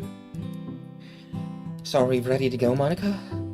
Yuri spoke quietly as I picked up my notebook, and before I responded, I brushed off his cover to help me calm down. Yes, let's go to Sayori's house. We can go through the back door and make sure he doesn't see us. Two nodded as I then lead them out of the school building, making our way down the street. three of us headed out of the building and walked down the road. One of the few places that the developer had decided to flesh out in its entirety was Sayori's neighborhood. Here he decided to strike up a conversation as we continued to make our way down the street. Well, today has certainly been interesting, wouldn't you agree, Natsuki? Natsuki looked up at Yuri, peeling her eyes off the road ahead. You're telling me, how do you keep your cool with stuff like that? Listening to them, I decided to pull off something a little slick. I reached my hand out and placed a quick line of code in secret. Natsuki and Yuri, yeah. Both girls survived me jumped a bit, turning their eye away from one another and searching around. What? Is that music? Yuri looked concerned as she searched around. Meanwhile, Natsuki looked absolutely enamored by the noise. Monica, how did you do that? I gave them a knowing smile. Oh, it's simple. I waved my hand, pulling up the command prompt for the box for them to see. Oh, this is what we're running with. Okay. Cool. Natsuki waves her hand through it, almost childishly. So, what sort of stuff can you do with that thing anyways? I smirk, beginning to think of all the tricks I can use to my advantage. What do you want to see? Yuri's eyes light up as she got an idea. Can you make it later outside, like nighttime? I nodded in response with a smirk still spread on my face. With a flick of my hand, the world around us stutters for a moment. The music grinds to a halt as the street and sky jitter.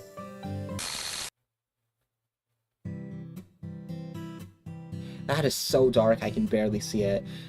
Apologies if you can't see that on YouTube. Or like anything other than the characters. Then everything returns back to normal as the streetlights turn on and the sun was now gone. Ta-da! I gestured lightly with my arms as both girls' eyes sparkled. I changed the time of day back to daytime.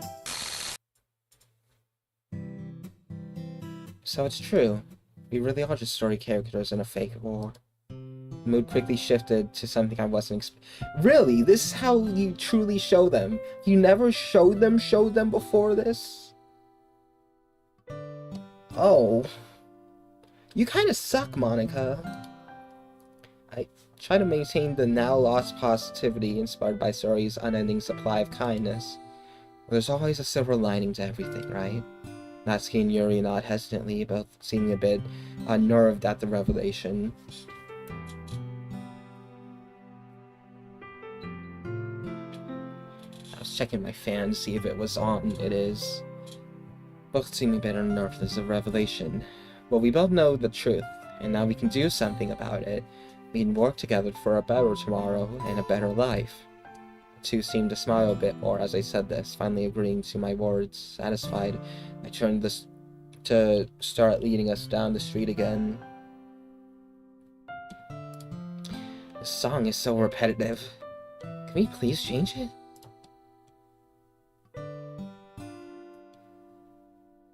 Natsuki does not get it. I stop once again and look back at her with a smirk. Well, why don't you change the music, Natsuki? Natsuki and Yuri both stopped, looking at me dumbfounded. Natsuki was shocked as she tried to formulate an answer. I can't? Yuri looks down at her own hands. I can too. I placed a hand on each of their shoulders, both nodding as they looked at me curiously. You guys know what you are now, right? And I know Sayori can do this stuff from previous experiences, so I'm certain you guys can as well. Both girls timidly reached out of their hands as if they were being told to touch something sharp. Yeah. Two command prompts appeared in front of the two, as if by magic. One was tinted deep purple for Yuri, and the other was magenta for Natsuki. So, how does one make something appear? I smiled, going into a vague lecture mode as I spoke. Well, you need to formulate what you want, and then insert it into command prompt. If you just put the names of the object you want, it won't come out pretty, but it will appear. Natsuki fiddles around with an object until she figures out how to type out the word cupcake. Color values not found. I did it. A chilly black tea set clanked down beside Yuri, her eyes brightening up in response. I clapped my hands together before giving them each a hug, two of them seeming happier by the second. See, you guys are natural, this wasn't difficult at all. We'll get more into this once we reach Sayori's house. Natsuki, however, looked at the command prompt a bit longer, thinking about something. Give me a second, I gotta do one more thing first. OS load. Play with me. Really? That song was called Daijobu? I did not know that. I don't know many of the song names from this game now that I think about it. Man, I wish this game had an actual command prompt. I want to... It would be so funny. It'd be so much funnier if, like, I existed as another second player and could change stuff. That'd be fun, but no. I mean, I get why. It'd be kind of stupid, but... Oh, what's happening? My lesbian club, help me! Dusty placed one hand on her hip and picked up her gray cupcake with the other. Finally, some good frickin' music. Knock knock. Tapped on the back door a few times before looking around. Oh god. Sayori, my eyes were resting on a rope that was sitting in a bush nearby. Has to be the one. Okay, hey guys. I snapped back to the door, which had swung open while I wasn't paying attention. Sayori was standing in the doorway, a smile on her face. Thanks for letting us come over. He responded back blissfully as Natsuki smirked wildly. Hey, nice place you got from the outside. Sayori pouted a little as she waved us in. I had been carefully typing a line of code to lead the length of rope that was lying outside. I felt a bit of satisfaction as the code went through. She won't need that anymore. Not ever. Door closed behind us, and with that, it felt like an old nightmare had also been left behind. I felt good. It was late at night before we finally stopped our discussions about the rest of the week, and also introduced some basic coding knowledge to all of them. All the girls picked up coding rather quickly, and as expected, Sayori was the first to figure it out. She seemed like a natural at it. Watch this! Cookie! That's not an object in the game. A big round cookie covered in chocolate chips. She picked it up and bit into it, chewing the baked good. Her look was that of a thief who had just stolen a precious gem or in her case, stolen the tastiest cookie. She was still chewing as Natsuki replied with a smirk. Yeah, you think that's cool? Natsuki seemed to code something that appeared was a pink cupcake with purple icing. See that? I got the colors down now. Yuri giggled a bit off to the side, trying not to be too loud. To no avail, of course, in Natsuki's super hearing. What? What are you laughing at? Yuri looked over at her and smiled. Nice color choice. You're very inspired. She giggled again as Natsuki realized what she had just done, her eyes widening as she started to stuff the entire cupcake into her mouth. I'll have you know. Yuri was trying not to laugh as she gradually brought into reality a cup of her favorite jasmine tea, handing it over Natsuki with a quiet smile. I'm impressed, genuinely. I said with satisfaction as I wrote down a large success on my notebook for today. I looked up at the girls as they smiled back at me, all of them seeming to be pleased with the lesson we had. For all of us doing this, next Monday will be easy. We will have to work on this every night, but I'm sure we can do this. I said it with confidence that the others agreed enthusiastically. For now, sleep is more important than that. To which I just got a strong agreement, if not more, from the large yawn Sayori let out into the world. Yeah. Sayori rubbed her eyes gently. I think I need to go to sleep. Rose just nodded as our yawns picked up, the nighttime air beginning to really set in. I can sleep on the couch.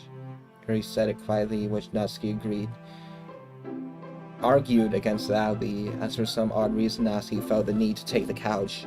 Not that it mattered too much, as we just made the couch bigger for them. Because that's... So they're not in a visual novel, they're in like an actual video game? I don't understand. You pick one, you don't do both.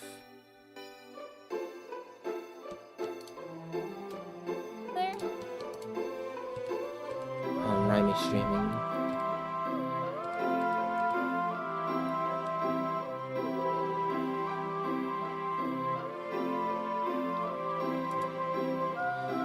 Which left us with Sayori and I. Come on, Monica. I grabbed Monica's hand and practically dragged her up the stairs, taking her to my room. I picked up my pajamas off the foot of the bed, turning to face the green-eyed girl. You can change in here. I'm going to my bathroom. Monica nodded as I walked out, leaving her inside of my room alone. I trotted happily to the bathroom and closed the door behind me as I smiled to myself. I took a shower and threw on my pajamas. Gazing at myself in the mirror, I placed a hand on my hair and let my fingers run through it. I didn't want to fix it or anything, I just wanted to feel it. It feels so real. I don't get it. Clearly in a game world. How else could I summon stuff? How else could I do anything with command prompts? Maybe Monica would know, plus she's probably waiting. I spoke aloud to myself as I left the bathroom and went towards my room, but before I entered, I knocked on the door. Monica? I got no response, only silence. Monica, I'm ready. Are you? Still nothing. Panic raises in my chest as a flash of memories taunt me. I couldn't see them clearly, but they were there. I'm coming in, okay? Why do I have the strangest feeling of deja vu? I gently opened the door. Mana? Boo! Weak! Weak! You didn't do the funny! I stood in the doorway and looked down at my bed. I didn't know what to say or how to react. Monica was sitting on my bed in her sleep robe, but she was just staring off at the floor. Monica? It was then that soft sobs came from the girl who hadn't yet noticed me enter the room. She then looked at me, and her eyes widened as she realized that I had walked in on her. Her hand shut up and covered her mouth. I wasn't expecting to be back in here so soon. I'm sorry. She wiped her face off and stood up, looking around as she tried to play off what just happened. Where do I sleep? On the floor? I tossed my school clothes off to the side and walked over to her. Put a hand on her shoulder, her attention directed to me as I stared straight at her. Monica? I surprised myself how stern I'm able to make my voice sound in that moment. I know you think you might be alone here, or we cannot understand, or that we won't accept you for what happened. Honestly, that zoom in kinda scared me. Without even giving a second, I wrapped my arms around Monica, hoping to comfort her. She didn't return the gesture, her arms were hanging limply by her sides.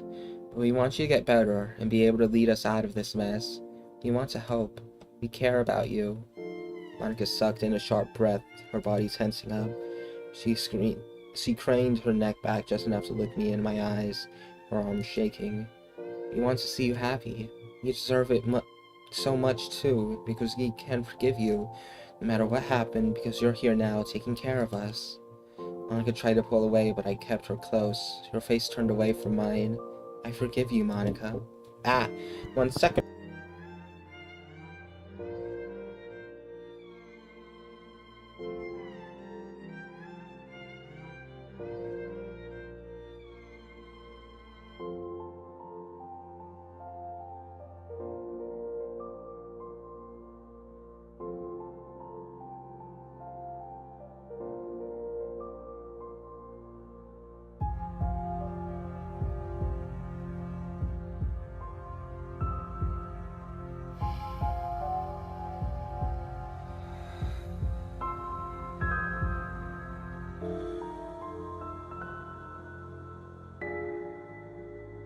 Okay, I'm back. She stopped shaking in that moment. I'm being honest as much as I can possibly be, Monica. Regardless of what happened, it doesn't matter anymore. She tightly wrapped her arms around me, her tears coming out in full force. I had never seen her like this before. Sobbing incoherently, she was telling me everything she was thinking about and more, all contained in one giant mess of words. I took the lead and got her to sit down next to me on my bed, and I just listened to her. That's what she needed at this point, for someone to listen, and I wanted to be that someone for her in that moment. Monica was just interested in like that. She had a way of life I didn't fully grasp, but she always managed to make me feel safe and happy. I'm not sure how long she went on for, but eventually her words slowed down and began to finally pull away from me. I pulled Mr. Clow up from the bottom of my bed and placed him between us. Monica gratefully hugged the stuffed animal and laid on her side, facing towards us. Sayori, She didn't try to sit up, instead she continued to lay down and buried her face into Mr. Cow. I'm thankful that you're here right now. I reached over and patted her head, something she used to do to tease me.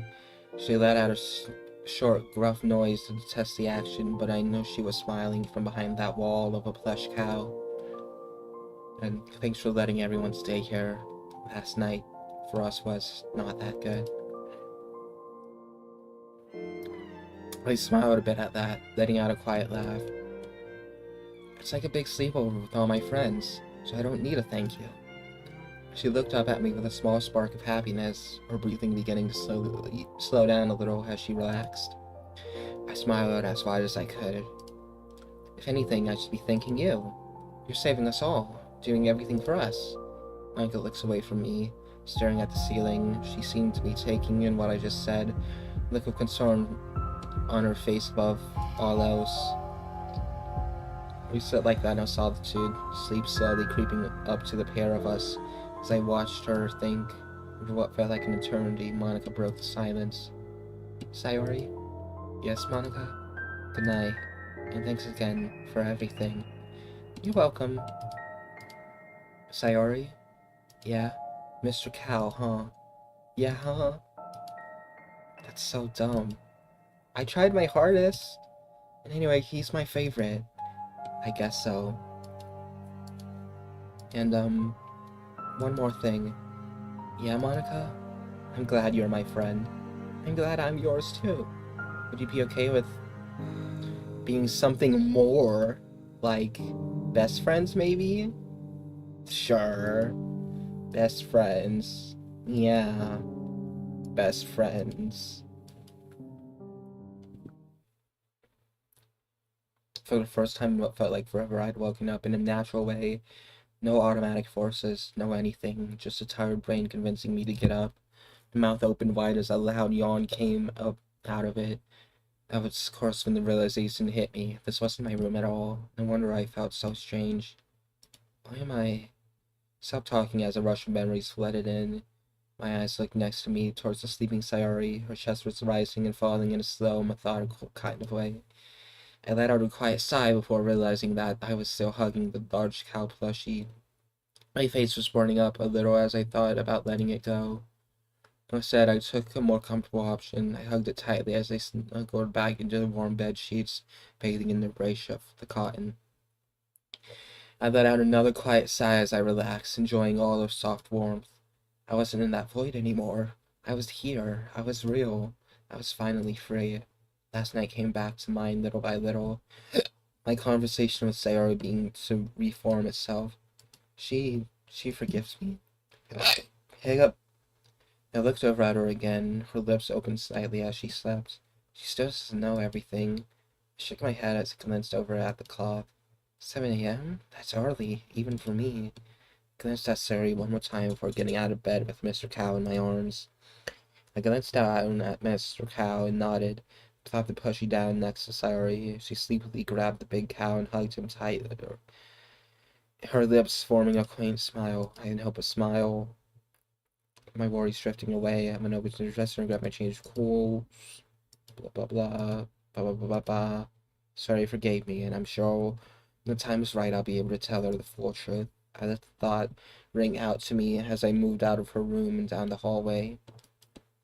Would she still be able to accept me for who I am when she knows everything? Knows that after you done forgave yourself because you're saying that you just magically destroyed and killed her multiple times. That every time you did that it was, yeah, no, that it just kind of happened, you know, my finger slipped. So, like, of course there's no blame on Monica here, because she didn't do anything. It's very confusing what Monica's actually done and hasn't done. I walked in the bathroom, glancing at myself in the mirror. My hair was a bit messy, matching closer to Sayori's than I thought possible. A small smile crossed my face as I changed my sleepwear and stepped into the shower, prepared for an enjoyable morning. Semi-warm water greeted me, as if it was the first time I'd ever showered, which technically speaking it was. I cranked my neck backwards and let myself relax as my thoughts once again became clouded with flickers of my conversation with Sayori yesterday. It wasn't really anything major, just enough for her to understand. Sayori really is my best friend, isn't she? She always was supposed to be, so it'd only be natural. Even though I had done all of those horrible things, she believes that there was no way it was that bad. She's not going to be happy when she figures out. I held up her shampoo and poured some of it in my hands before I gingered all over the place. I really do need her. Okay, lesbian club. I just wanted that terror to be over with already. I brought my head back up and finished my shower, turning off the water and stepping out. I grabbed my nearby towel. Why does it smell like cinnamon? Does everything related to her have to smell like cinnamon? I laughed a little as I dried myself off and hung the towel back up. I got myself dressed and smiled at my reflection, pleased with the result of my shower. I stepped out of the bathroom and closed the door behind me, entering the hallway, but I didn't get much further than that. Sorry, I had almost made it to the way down the hall, yawning as she saw me come out of the other room. Hey! She yawned as she tried not to fall asleep just by standing there, her eyes fluttering a little. Did Mr. Cow keep you company? She smiled brightly as I blushed in response, trying to hide my obvious embarrassment. That was absolutely more than enough to embarrass me in this situation. Yeah, sure. I tried to play it off, but it was obvious that my efforts were ineffective. Well, I'll see you downstairs for breakfast, okay? She started to walk off before pausing and looking back at me. Best friends? I couldn't help but smile, her eyes lighting up a bit as she turned and stepped into the bathroom, closing the door behind her. I stayed by the door for a moment, listening to her hum a quiet tune to herself. I stepped away, returning back to her room, to get my head cleared in preparation for having to face the struggles of today. I put my clothes on her desk and relaxed a bit as I picked up my bow, looking it over as I draped it off my hands. Maybe I can change my look after all this is said and done. I shook my head, ignoring that thought. I don't think I'll be doing that anytime soon, even if I wanted to. I walked out of the room and headed downstairs, passing by her cinnamon-scented bathroom as I did. When I got to the kitchen, my nose had the cinnamon overrun with the smell of bacon. Natsuki. I stopped before turning the corner, leaning against the wall to listen to conversation for a few moments. This is really nice, and I'd hear the clearer sound of a hump ring out. That's because I'm the perfect cook, you know. Couldn't help but laugh a little at this remark, only for one of them to hear my slip up. Hey! I hear you over there. Show yourself. Hey up. I peeked around the corner and saw the two girls in the kitchen. They were sitting down at the table enjoying what appeared to be a four-course meal when Natsuki was standing by the stove, spoon in hand. Mary looked surprised as she saw me appear when Natsuki cut a hard glare at me. Oh, so the vegetarian couldn't resist the meat, huh? How good she when it's cooked up by me. Very surprised when she surprise was placed soon enough with a smirk as she giggled to herself. Natsuki was smiling widely as her audience enjoyment of the matter. Right. Anyways, can you make anything non-meat related? You really care about that. Why do you care about meat? They're not real. You're in a video game. Natsuki nodded as she pointed over to the covered plate before going back to what she was doing. Her head was swaying side to side to a tune I couldn't hear. I had a feeling it was Play With Me again. I grabbed the plate and sat down across from Yuri, uncovering it, revealing a plate of toast lathered with jam, a bowl of grits, and a small plate of fruits. She really did put a lot of thought into this. I looked up to thank her, only for my words to be interrupted by another surprise move. I felt my heart skip a beat as Natsuki had gingerly placed a single cup of coffee in front of me. Natsuki, thank you. She smiled a little bit before heading back down to breakfast magic. Work her breakfast magic atop the stove.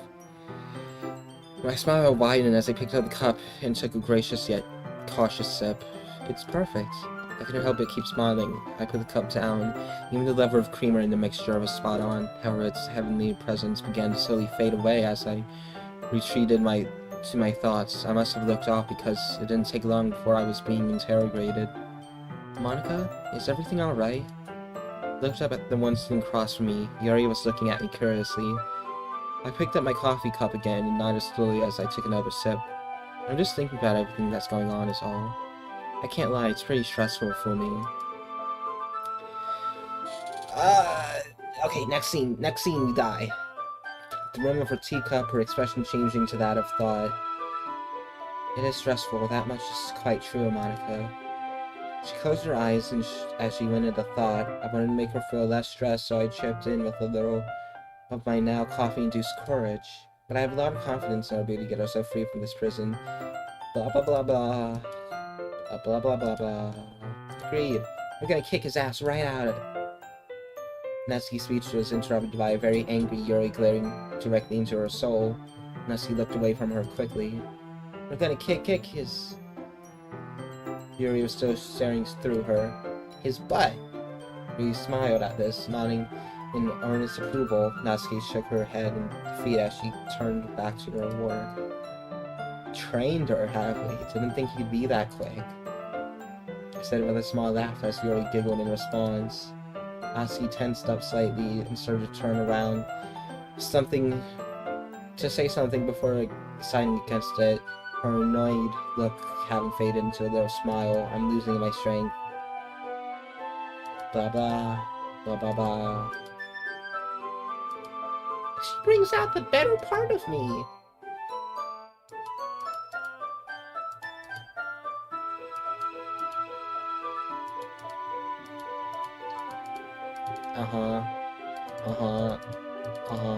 I'm skipping this filler.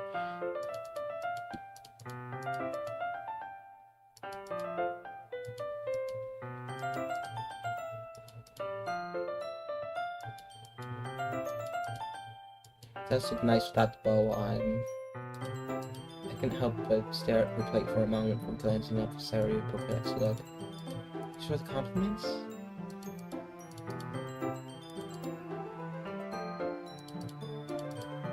Best breakfasts I've ever had.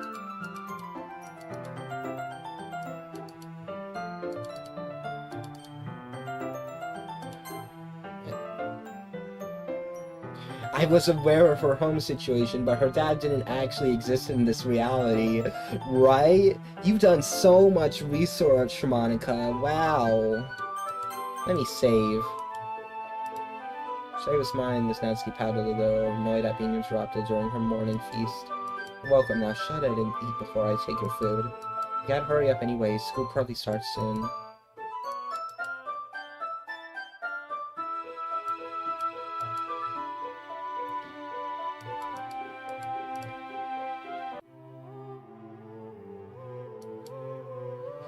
Okay.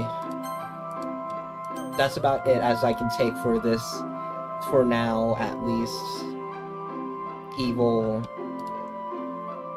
Yes, get me out of here. Evil lesbian club. Evil words I can't say club.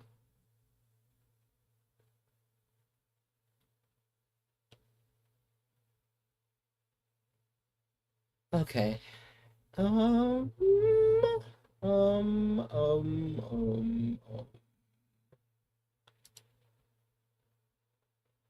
Look at what people are doing.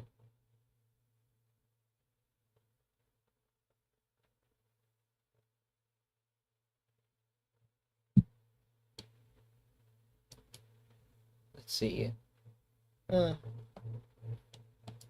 hours is a pretty good spot to stop. You know, yeah. Plus, I need to get water. Okay. It was an interesting experience, to say the least. Yeah, interesting. I'll see if I can't finish this at some point. Or at least get further into the plan. I'm very interested in what they mean by that.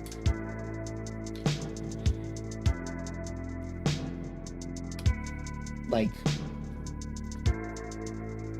I think the most impressive part is Monica not knowing if Sayori's father is, excuse me, Natsuki's father is real here. That's I feel like that's the biggest oversight, but he's not real. Is he real? Oh man, what if we have to set up for a second male to hate? What if we run out of energy to hate the first male, and we have to hate the second? What if I just hate men? It's... Okay.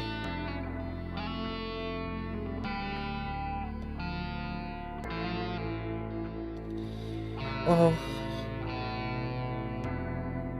As always, I've been Traube, you've been great, and I'll see you next time. Bye bye. Bye bye.